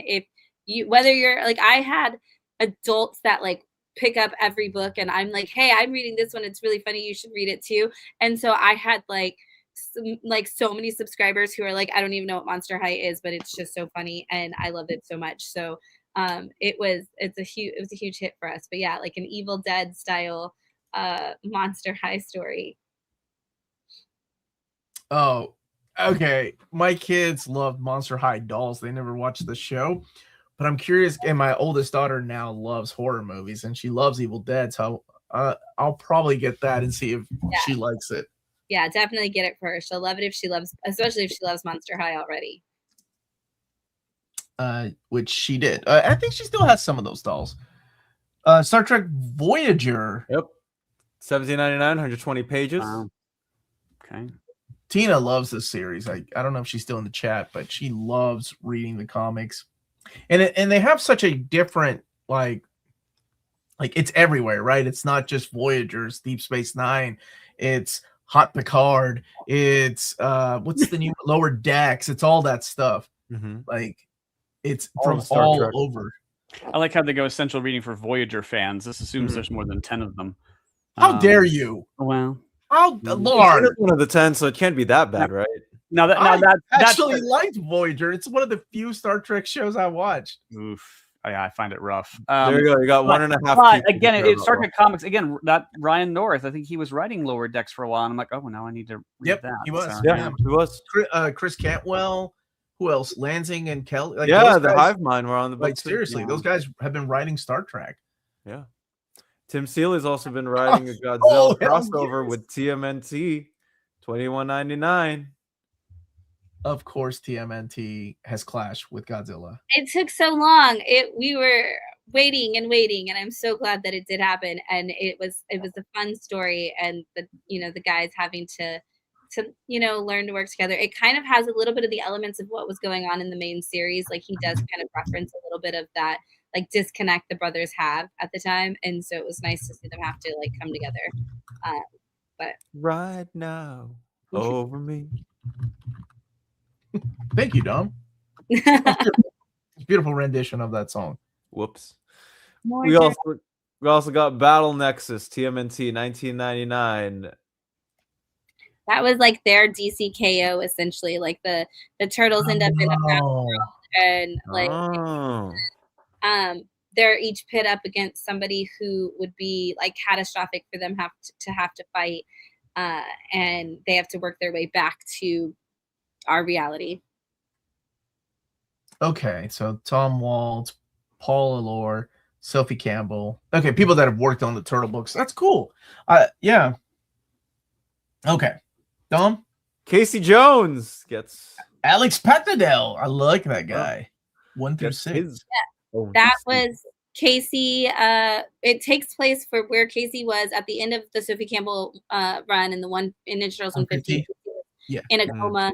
This is Casey coming out of that coma and deciding that he wants to get back into the vigilante-ness, and everybody doesn't want him to because of course he's still weak, and he ends up discovering a kid in trouble who can't find her dad, who is one of the mutant animals, and he decides he's going to help her whether the people all his friends want him to or not, and so he kind of takes on a new secret vigilante life dealing with that. Okay, thank you for that pitch. Yeah. I might now have to. Who's your favorite turtle, Shannon? Donatello. Yo. Yeah, so is my oldest daughter. She loves Donnie. What about you, Lars? Favorite turtle? Goodness. What man does not know their favorite turtle? I don't always think in terms of favorites. You know, I'm always like, give me a good story, and like picking a favorite character. Is something Who do you like out of the four the most, Lars? Leonardo. Okay, there we go. There you go. Good pick. What about you, Dom? Thank you. Donnie. Donnie's always been my fave since I was a kid. I was like, this guy's smart. It feels out of tune. I also, I feel in the same boat. So Donnie. But what incarnation for you? What was your turtles growing up like, or what's the turtles that you gravitated towards? The Nickelodeon show that ran in the early 2010s. The 2003 Nickelodeon show? Yeah. Or the CG one? 2003 was the one I grew up with. So my daughters love the 2012 one. Yeah, that CG was the show that my brother grew up watching. It's excellent. I dug it agree. too. It is so good. Yeah. I love that show. Leonardo, by the way. All right, let's keep going. But he's not a Cyclops fan, guys. Just want to put that out there. All right. Last Ronin. Getting a trade paperback, 1999, 224 It's not been a trade paperback for now. No. No, it has not been a trade paperback before now. It has only been a hardcover. Interesting. It doesn't matter because everybody in the world loves it and buys it. But this is we've been waiting and waiting for a trade paperback, and we were actually just talking about this on our trip about when that was finally going to drop. So, well, there's your answer, Shannon. I mean, the hardcover I don't think was that expensive, so it was not. No. Yeah. But some people don't like hardcovers. Have you not learned anything this stream? I mean, they're sick and wrong, but yeah, what can you do? Sick and wrong. Wow. We had like 20 copies of the hardcover when it first came out in my shop, and they sold out within the week. So I can buy 20 copies every other week, and they're magically gone within like 2 weeks. And so I love hearing that. It is still a bestseller, and it's still most stores will tell you it hits their bestseller list every year. Yeah, sure. It sells enormously well. Yeah. We got The Last Ronin Lost Years 2, also being in a hardcover for $19.99, 208 pages, 25th of August as well. That both serves as a prequel and a sequel to The Last Ronin, by the way. Yeah. It's a little both. Yeah. And Kevin might not be done. He's never done. What do you know, Shannon? I know things. Spill the tea, Shannon. What do you know? News from Shannon. He didn't say like what was secret and what wasn't, but when he did his Q&A, he did have a lot to say about all of the Last Ronin stuff for now and for the future. So how are you, buddy? Twilight Zone. Yeah. I saw this. I was a bit stunned that they thought Twilight Zone comics were, worth the money, but I mean, I would read this. Absolutely is. I would read this. New that are coming out right now. What's been really cool is for the most part, each one has been done by like a creator who's a writer artist. So they're doing the whole story, which has been really awesome to see. But you've gotten like all of them have had a Frankfort cover. And they've just been great stories, and it's really brought a lot of people back to Twilight Zone. So yeah, they've been They never should have left. I mean, look at the lineup, dude. Tom Scioli, James Stocco, Dan Waters, Morgan. James's issue was so good too. I can't wait for you guys to get to read it. I'm in, dude. I love that show. That's a tradition here on New Year's Day. My daughters and I watch the Twilight Zone, the classic. Every now and again, I find that rare breed of teenager that, when the more they learn about the Twilight Zone or hear about the Twilight Zone, they're like, I think I'd actually like to sit around and watch that. So good, man. But they're kind of overwhelmed by the teenager, just like, I want a big action movie, lots of special effects, races along. So, but every now and again, some kids like it. Yeah. What do we got next, Dom? All right, up next, we got our friends over at Dynamite. Ow, I can't do that voice. You did it. All right, hardcovers, Art of Goosebumps, Sarah Rodriguez and Tim Jacobus, $29.99. Interesting. Okay. Printing. We've had the Art of Goosebumps before, but I'm very excited for this new printing. Goosebumps is a huge a huge part of our store and our home. So, and Tim Jacobus's art is fantastic, and always fun to see those covers. And I know like they just had like the Goosebumps Magic cards and stuff. So, yeah, lot that Tim actually had the art on. I'm really excited for this new printing. I think we're forgetting R.L. Stein's most famous book, of course, which was The Siege of Serpentor, the G.I. Joe book. Yep. Thank you, Lars. Yep. That is the best. I didn't grow up with Goosebumps. I know a lot of kids did. Oh, this is finally coming out by my buddy Tarun Grumbag. Yeah, The Shiver. Oh, what? Yeah, no. Christmas Town. Pending license or approval. Oh, what? Okay. It's a Disney. The book's already come out, and it was really cute. If you're a Nightmare Before Christmas fan, this will be a really cute one that you need to add to your collection.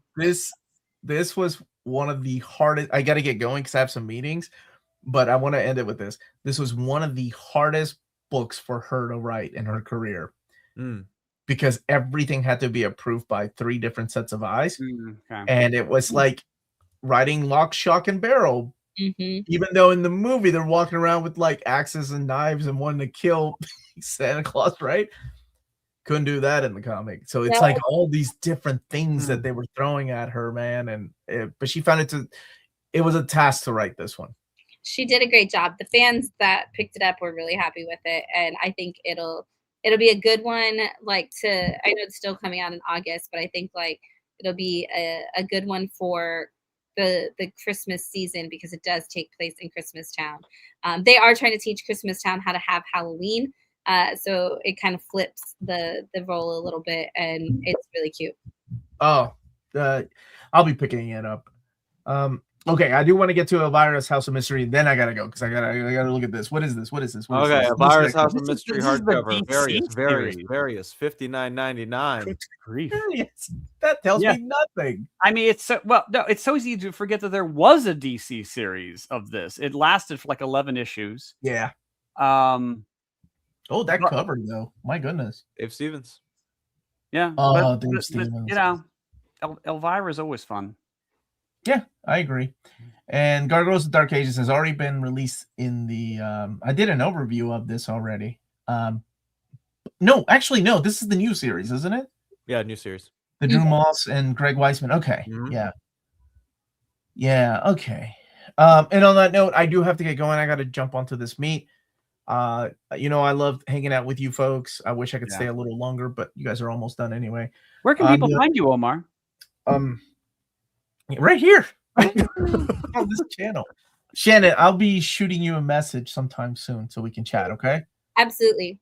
Okay. Everybody have a wonderful day. Give the video a thumbs up. This is my channel. Thank you so much for sharing that. Thank you, Jay. I really appreciate it. In case people didn't know.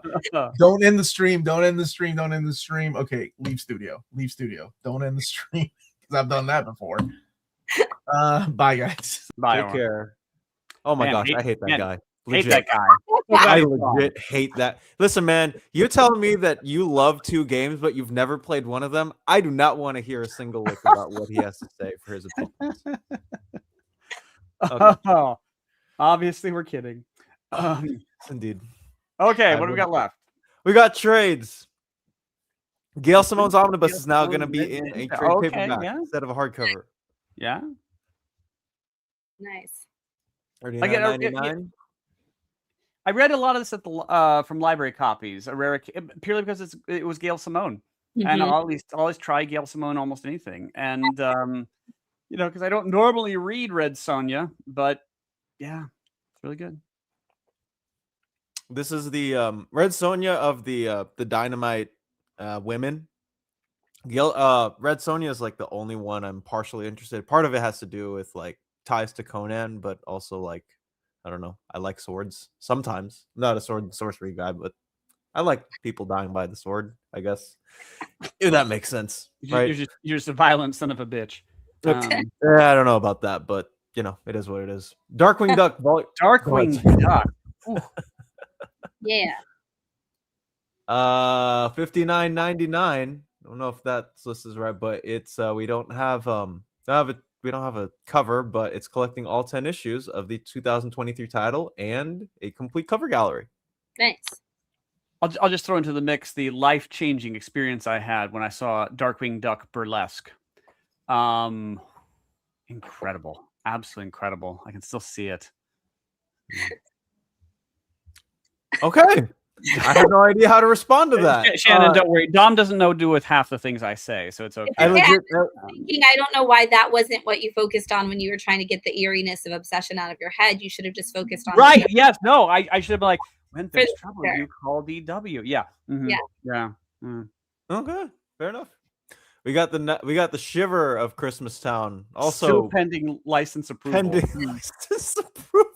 It's a paperback version of the same thing. Paperback version of the same thing, indeed. $16.99. If this is a thing that you want to put in your Christmas stocking stuffer, it's another one of our recommends from Omar's friend, Tarun Grombeck. Elvira's House of Mystery, $49.99. Also collecting the same. I assume it's the soft cover of the. It's the soft cover version of the, and same with Dark Ages as well. So these are both soft cover versions of the same thing. Although this one is a Brian Bolland cover. As opposed to the Dave Stevens cover shown here at the above.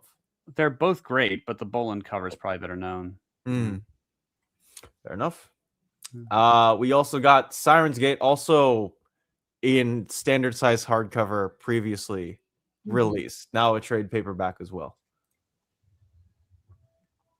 An odd series. I do remember reading issue number 1 of this at my shop many years ago, and I was shocked by the art style, especially. And then we got the Archives of Vampirella, Volume 7. No relationship to me whatsoever, though. For the cover artist, $34.99, collecting issues 43 through 49 of Vampirella magazine.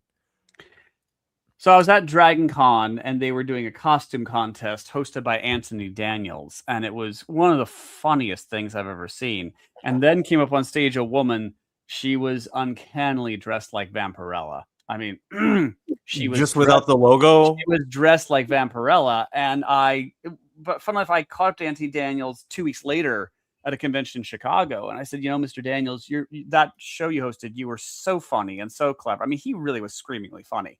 And I said, especially when you were up there with Vampirella, and he leaned in and he goes, it was shocking. He says, it was like I was up there with a naked woman. And it's true. I mean, it was a very proportional outfit. Yeah. Did they get clearance? No. No, one doesn't get clearance for a costume contest at Dragon Con. But it's a nice thought. Okay. Well, I know more about getting clearance from issues like that then. So if that is something that you're interested in, check out Vampirella Archives Volume 7 as promoted by our good friend Lars Pearson. Well, it was the sort of thing that, like, she was quite scantily clad, but had this giant sign saying license pending approval. Okay. That works as a cover up, I guess. We got Titan just to go through, if only for a bit. We got the 12th omnibus of this amazing Savage Sword of Conan line. $125 for this specific this specific volume. $159 to $171. And Conan the Barbarian, the Horn of Azoth graphic novel, Marvel graphic novel, $59 collected in here. There was a lot of disruption when Marvel's pretty tremendous Conan omnibuses got cut just a bit short, and the Titan has picked up the torch. Yeah, that's really good. That's gonna make a lot of people happy. Yep, there's just a lot of these omnis. Like, I have one section of my Kalax upstairs specifically dedicated to Conan, and they're stacked. All of these omnis. Yeah. Okay. Yeah. Oh, we got trade paperbacks. I have no idea why some of the pictures aren't here. Worst Man, I actually got to interview Branton Stein. They've been doing the Harley Quinn covers as of recent for the current all-in Harley Quinn series with Elliot S. Kalan writing. Tremendous people, and already had a shot to read this. It's essentially you have people stuck in this entirely big mansion, and they have to find a way out of it with a love story attached in it as well. It's quite fun. $24.99 for the original graphic novel. A professional Worst Man, yeah. Yeah. I know a lot of worse men, but they're usually not professionals. Gosh. We've got Star Wars Insider, The High Republic, Survivors of the Stormwall. If you are a fan of, actually, no, is this is a comic? I assume these are collections from Star Wars Insider magazine, which was published by Titan for quite a long time, and just recently did come to an end. It recently ended. Yeah, I have the last issue. Yeah. Which is kind of a shame because sometimes those long-going magazine runs, like Doctor Who magazine's been quite sasatisfying, but it's gone. Right. Yeah. But having collections for people who don't want stacks of magazines would be helpful. Right. Or 200 plus. If that's right. Your jam. Right. That's your jam. We got Colori Crieri, Volume 1, $12.99. This is a brand new manga by Kozu Amano, and Toxic Super Beast Volume 4 by Nikken. $13.99 also by Titan. That's all we have from our friends over at Titan. Yeah, it's not a lot. Not a lot. We have a couple more smaller-ish publishers, but first we're going to tackle Fantagraphics. The first hardcover that we will tackle is Peep Show by Joe Matt, $49.99. I don't know anything about this, I'm afraid. I don't know anything about the story. No. Yeah. Shannon, I'm reading it, trying to see what it is. Like, that with an eye and ear for human father that rivaled R. Crumb. It did have a bit of an R. Crumb look to it. Yeah. Comedic timing to rival Larry David. It seems like the love child of R. Crumb and Larry David. It says it's the entire original 14-issue series in a hardcover volume for the time. So, yeah. Entirety there. These are moments where I'm like, man, I wish Taylor was on to chat about these books. We got Prince Valiant Volume 31. Valiant Volume 31. Wow. I know. $39.99.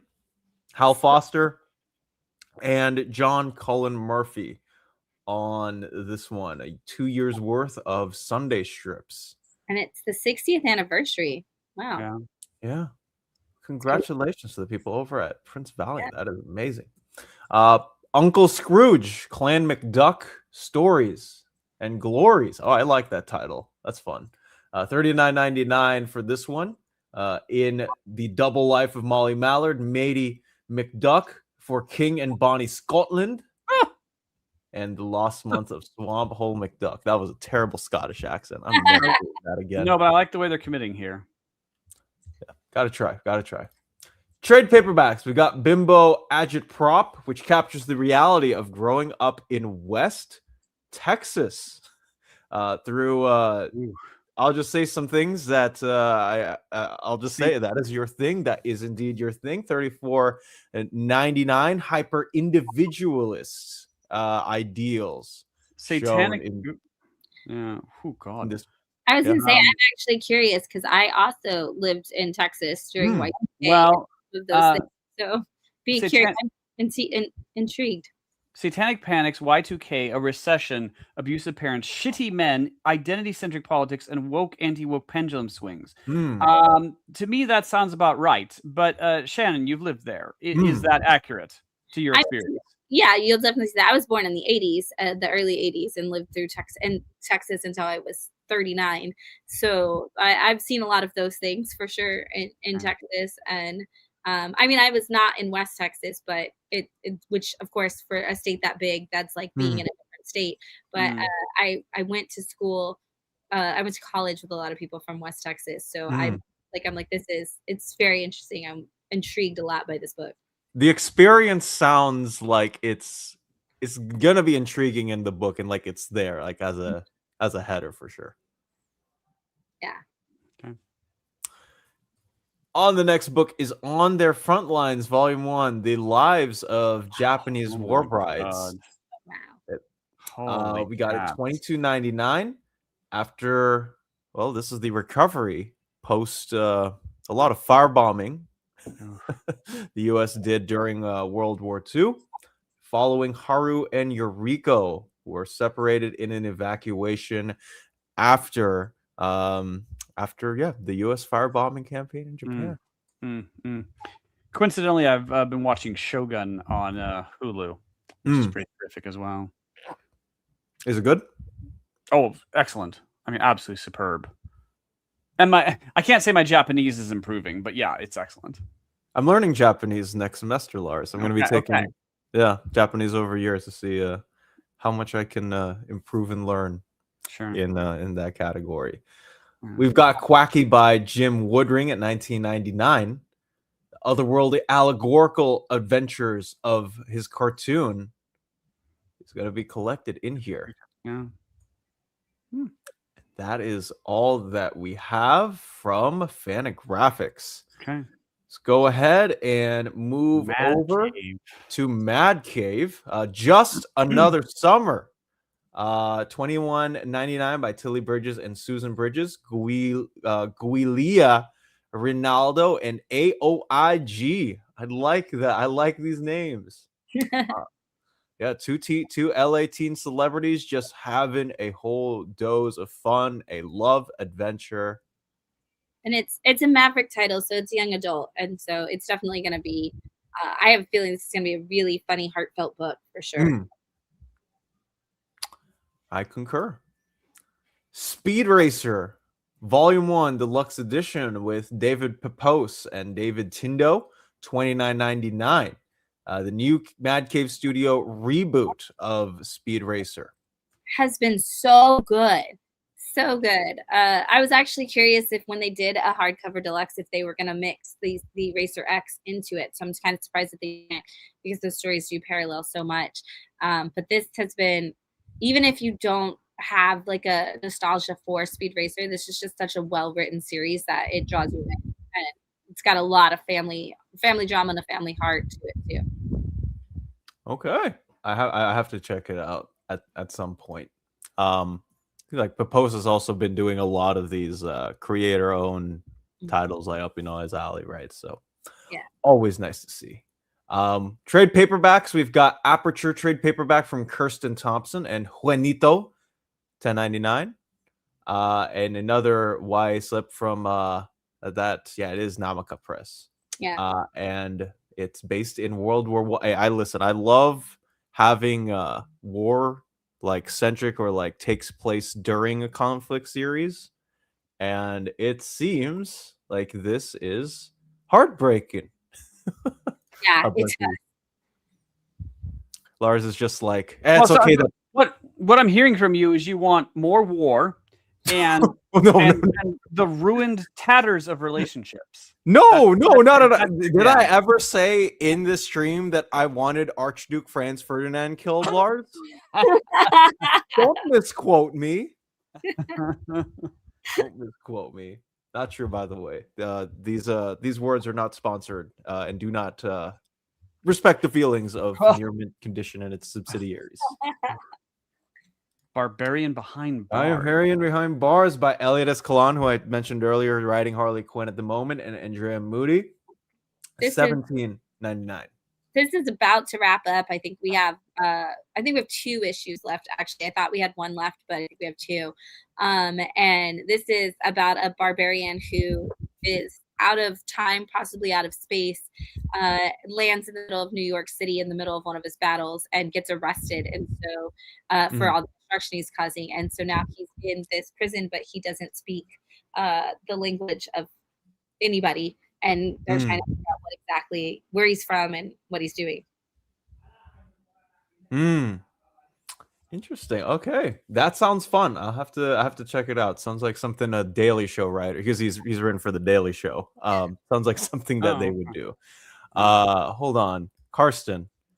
Evidence of absence is not absence of evidence. Get it right, man. Get it right.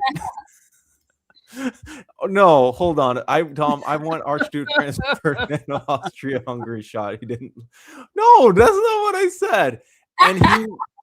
And he was Archduke of Serbia, sir. Yes. Not Austria-Hungary.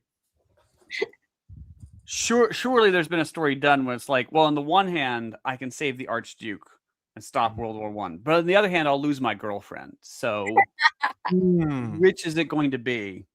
That's right. You know what? I'm going to pitch that idea. Yeah.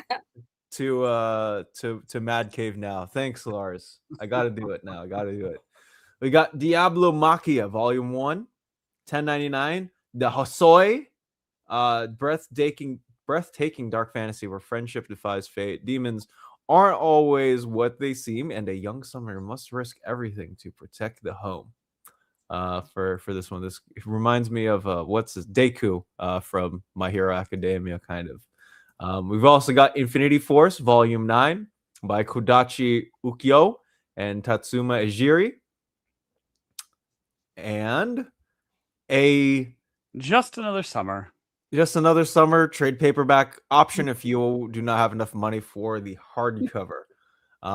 We also have a graphic novel on Nikola Tesla, 1999. One of the most the elementary school system here in the United States told me that Thomas Edison and a whole couple of other people were like, oh, these are the smart guys. I took AP US history. I learned that this guy was more smarter than the other smart guys. So, it does say that this is the English version of an Italian comic. So, indeed, look at that. We got Austria-Hungary mentioned in not one but two of these books. Here we go. Well, there you go, guys. Shout out to Italy. You got Racer X Volume 2 by Mark Russell and Nuno Pilati at $17.99. It's so good. It's such a good series. I wish they would combine Racer X and Speed Racer into one volume for people. But it's been such a fantastic story and a really nice change up to how it works for the story. Oh, sure, for sure. Correcting me doesn't help your argument, Warhawk. Well, I never said that I've wanted to go to war, just that I enjoy stories that happen to be in the conflict, because there's two conflicts going on, right? You have the setting conflict. People are being torn apart, and the internal conflict between characters. Not that, let's just throw people into a random battlefield because that's fun. I never said that. I never said that, Josh. All right, on to the next publisher, Vault. Hardcovers, He Who Fights with Monsters by Shirtaloon, a.k.a. Travis Deverell, or would it be the other way around, and Adam Cahoon at $35, coming out on the 9th of September. Indeed. Yeah. Shin, anything profound to say about that one? Yeah, I'm excited that Volume 2 is finally coming out, but yes, you got to read Volume 1 though to check out Volume 2. Okay, exactly. Trade paperbacks, Excommunicated Volume 1, Jeremy Robinson, Tiago Palma, and Flaviana Armentaro from New Mutants, and also of Grimm. It was Stephanie Phillips. Yeah, 1999. Only have issue 1 on the shelf so far of this book. So the fact that we're already soliciting the trade, I would be surprised if it doesn't get pushed back, because we've only had issue 1 drop. But it's such a cool series, even just from that one thing, because the nun who shows up to an exorcism gets called out for showing up, saying that she wasn't supposed to be there, and so she's excommunicated, and now it's up to her essentially to save the entire world by possibly working with the demon. Great premise so far. I can't wait to see it. I like that. Jeremy Robinson's also doing Nectar right now, and of course Nectar was a big blast when it came out for issue 1, and if you're not reading Nectar, you should definitely jump on that series as well. That actually sounds like you forcing to work with somebody that you never intended to begin with to save something. That sounds fun. I thought the summary here was going to start out with, when a faithful nun and a festering demon fall in love. Could happen. We don't could know. happen. Or when a faithful nun and a festering demon start boning. I mean, but they're just excommunicated. Sorry. Was that part necessary, Lars? Come on. Well, this is just where the mind goes, Lars. Come on. Okay. They're going to at least, before the story's done, they're going to at least consider it. Maybe by Volume 2. Volume 2 might have that description. I'm sorry. Am I now being lectured on, this is inappropriate for Volume 1? But volume 2, absolutely. We need to have slow burn, right? It's Enemies to lovers takes time. Yeah. exactly. It's true. You do want the relationship to marinate for a bit. I agree. You need to kind of build up that tension. Will they, won't they? They probably will, but will they, won't they? You know, I was surprised if any of you two have watched the Titan show that was on DC Universe. Within like 5 episodes, Dick and Corey, like Nightwing and Starfire, start boning each other. Well, of course. Like within 5 episodes. I'm like, well, looking at the way that's the live action one. The live action. Yeah, well, looking at the way they dressed in the promo pictures, I'm like, oh, they're going to be going at it like rabbits. No doubt. All right, Inanna, Volume 1, the nation lost by Inanna Sarkis. I feel like I'm just saying what everyone's thinking. Okay, go ahead. I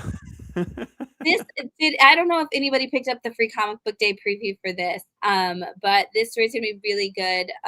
Inanna Sarkis is somebody who, she said that Inanna, the goddess, this mythology, that is something that like she always connected with as a child because they had the same name. But this is a mythology that isn't one of those, you know, like Rick Riordan hasn't turned it into a book kind of thing yet. Like it's not getting the attention. And so she's telling that story. And there is a free comic day teaser if you didn't grab it, so that you can kind of see what the story is going to be about. But it looks like a really cool, like modern retelling of a Assyrian mythology. Okay. Hey, I love learning about old empires. Like that. That is really cool that she's using her own experiences and like worldview to shape this. That is actually really cool. Long Lost, the complete collection by Matt Ehrman and Lisa Sturl at $29.99. Yes. Collect for the first time ever. I know. I'm very excited that it's finally collected. I love anything that Matt or Lisa does, or especially things they do together. But like this story was so good, and I'm glad we're finally getting a collection. Heck yeah. Lars, I know you love monochrome or duochromatic imagery. It's true. I am. If it's duochromatic, I'm there. Heck yeah. Certainly. Thank God I'm not red-green colorblind. So. No. Outcast in Another World, Volume 1. I love these names. Kamikaze Potato and Chipo. That's the writer and artist combination. You are just leveling up. That seems like the premise. Yeah. Levels up until you're dead. We've also got Plot, the complete compact edition. Yeah. Collecting volumes 1 and 2 of the Plot for the first time ever from Josh Hickson and Michael Morecci. Of course, if you've read The Deviant, this is definitely something to pick up. Yeah, this is a great series. This is really one of the like foreground series that Vault had. Is one of their big launch points. And so to see them collect it again in that is going to be really cool that it's all together. For sure. And, right now, give me a compact of the autumnal Vault. I'm just saying, just throwing that out there. We'll get there someday. I hope. Return of the Runebound Professor Volume 1, 1999, Actus Roy Javier and Laurel Pursuit Studio. I like that. Webtoon adaptation is now in print as a graphic novel from the first time through Vault. It's like transmitigated through bodies is the whole premise. And we've got Teenie Howard and Tim Seeley on Vampire the Masquerade, also in compact edition. So if you're a big RPG fan, it seems like this is one to get.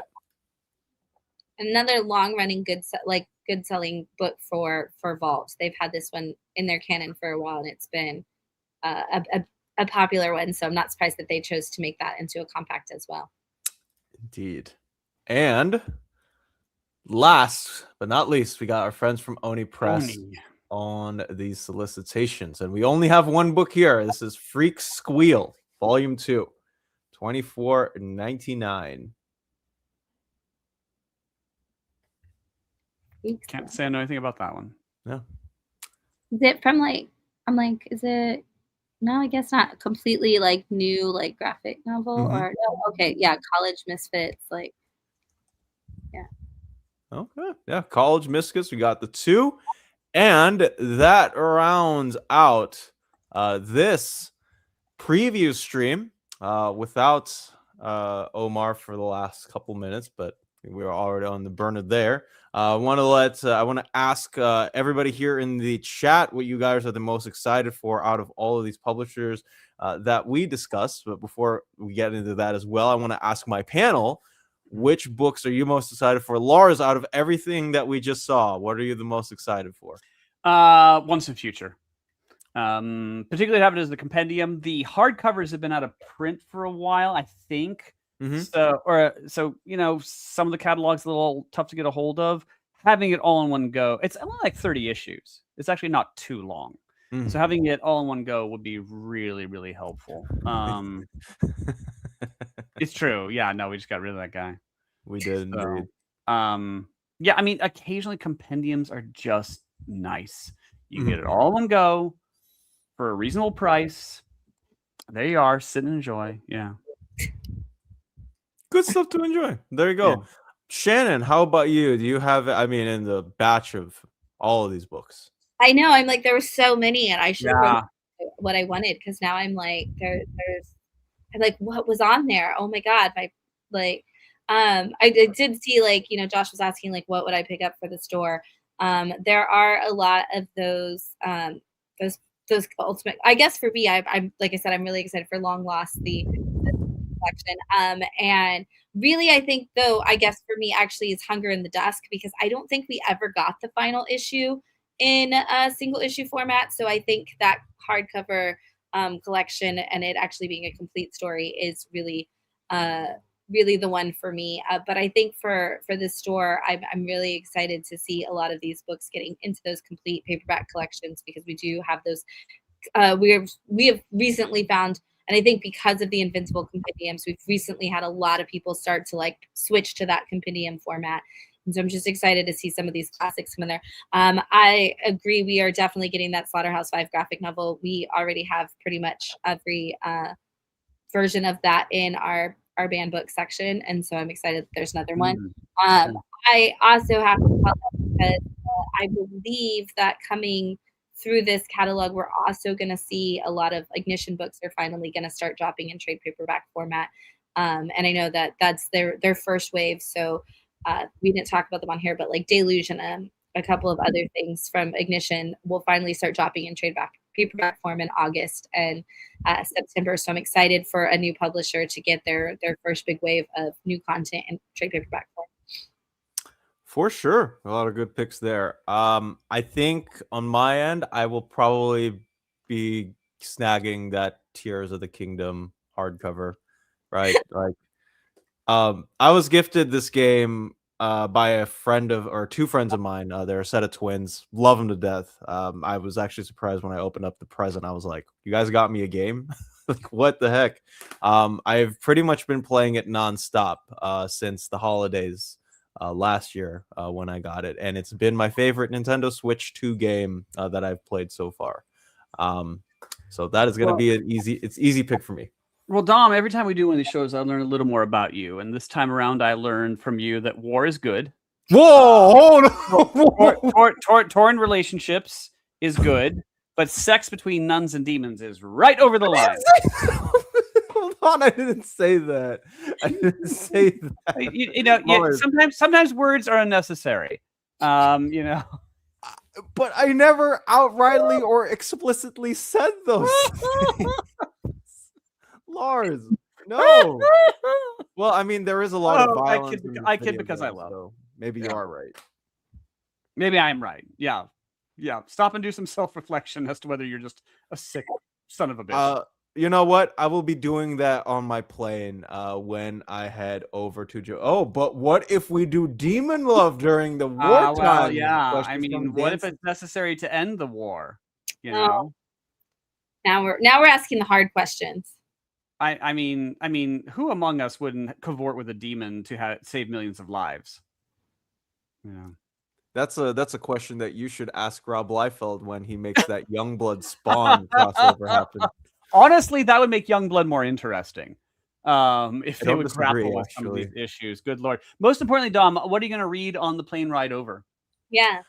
That's actually, you know, that's a good question because I'm not gonna lie, guys. I have been, just because of like all the work that, you know, we've been doing, you know, on the channel and whatnot for the last 2 weeks on top of finals for May, essentially. I am like pretty much at the point of burnout. I have no idea if I'm gonna be reading on the plane or not. Because I need me time. Me time on a plane full of strangers. Essentially.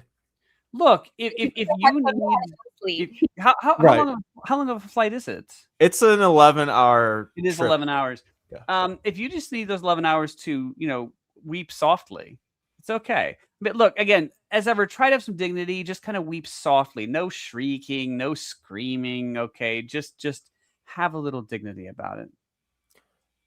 You know, actually, the one thing that I might read, because I feel so bad because this happened a couple of months ago. One of my good friends, she's an artist. Her name is Sarah Louver. She worked on some Teen Titans books, but the most recent book that came out from hers was an original graphic novel from DC named Supergirl's Family Vacation. Yeah. I mean, I remember texting her like, hey man, can I talk to you and promote this book, with you? Brandon T. Snyder, who excellent guy. Also, love him to death, even though like I wouldn't consider him like a close friend in the same way I view Sarah. I have not had a chance to read their graphic novel yet. It's sitting right in front of me. I actually might breathe that over as like a me read versus it's something for work. So if I were to answer your question in that way, Lars, that's what I probably will be reading on the plane. Okay. But yeah, before we do go, what does Lars do on a plane? I once did a LA to London run, which I feel like that is about. Is it 11 hours? I mean, it's a long, very time. long try. Yeah, it's a long time, and unfortunately, the woman in the seat behind me was bipolar and kept kicking my seat for most. Or maybe she just didn't like me. But no, I sensed that she was there with her doctor, and she was just kicking me the whole time. And one guy had a heart attack on the plane. So yeah, it was a long flight. It was a really long flight.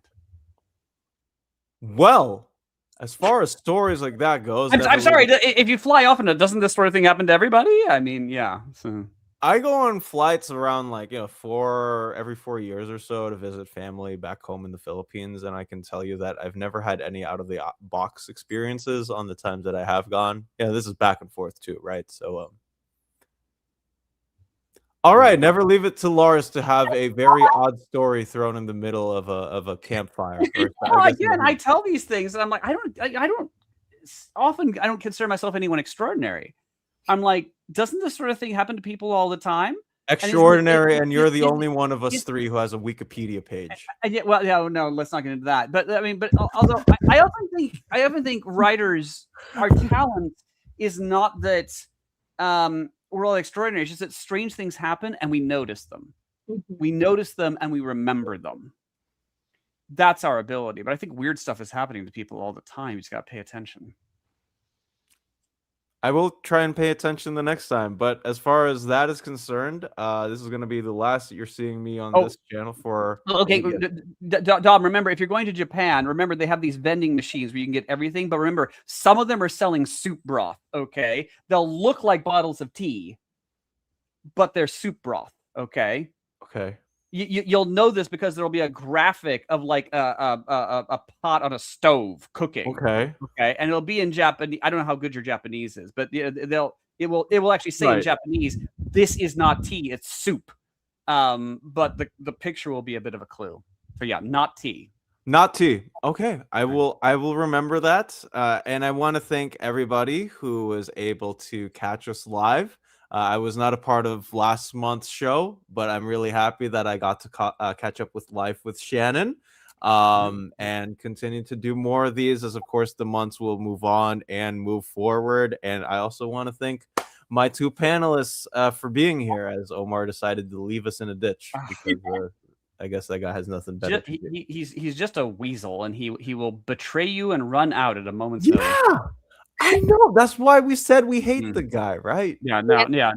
No sense of honor or loyalty at all. Unlike a samurai. had to bring it and tie back there. Lars, where can people find you? Lars Pearson, Mad Norwegian Press. And if you are all interested in Doctor Who, we will soon, probably at the end of this, or one more week, we'll have up for pre-order our second edition of About Time 2, which is on the Patrick Troughton years of Doctor Who. So an extraordinary tour de force nonfiction that puts every Doctor Who story in the social and political context in which it was made. Oh, wow. Yeah, one of the most extensive covering projects that I have ever heard of and technically have been part of as a friend of law. It's too much. FOL? Instead of friend of humanity, it's FOL? FOL. This is just the Patrick Troughton years, and it's 385,000 words. That's a lot of words. It's a lot. Almost a million, but we'll get there. Yeah. Shannon, where can people find you? You can find me personally at Small Press Shan on Instagram and things. There's 3 S's in the middle of that. That's hard to remember. But you can find my show, Wind Down Your Weekend, every Sunday night live on YouTube at Bat City Comic Books YouTube channel. You can find us on all social media at Bat City Comic Books. You can find the store in Bradenton, Florida, just a little bit south of Tampa. If you are ever around, come see us. We've got about 500,000 comics and graphic novels in the building at any given time, so there's lots of cool stuff to check out. And yeah, we are we're everywhere, and we're always talking about comics. Indeed. And thank you once again for being on the show. You can help us and support Comrade Omar through the Patreon at patreon.com/nearmintcondition. Thank you, James, for pushing that in there. We got tiers for whatever your specialty needs are for comic books. You can check me out on my own YouTube channel where Cody and I, Cody Collects and I, recently did our video. We have a collaboration video that's coming up at some point when I'm gone. And comicrelease.com, where all of these solicitations are. You can view it on the solicitations tab. Just go to August 2026. View to your heart's extent. Once again, thank you guys so much, and have a wonderful day wherever you are. Yep. Have a good day. Bye.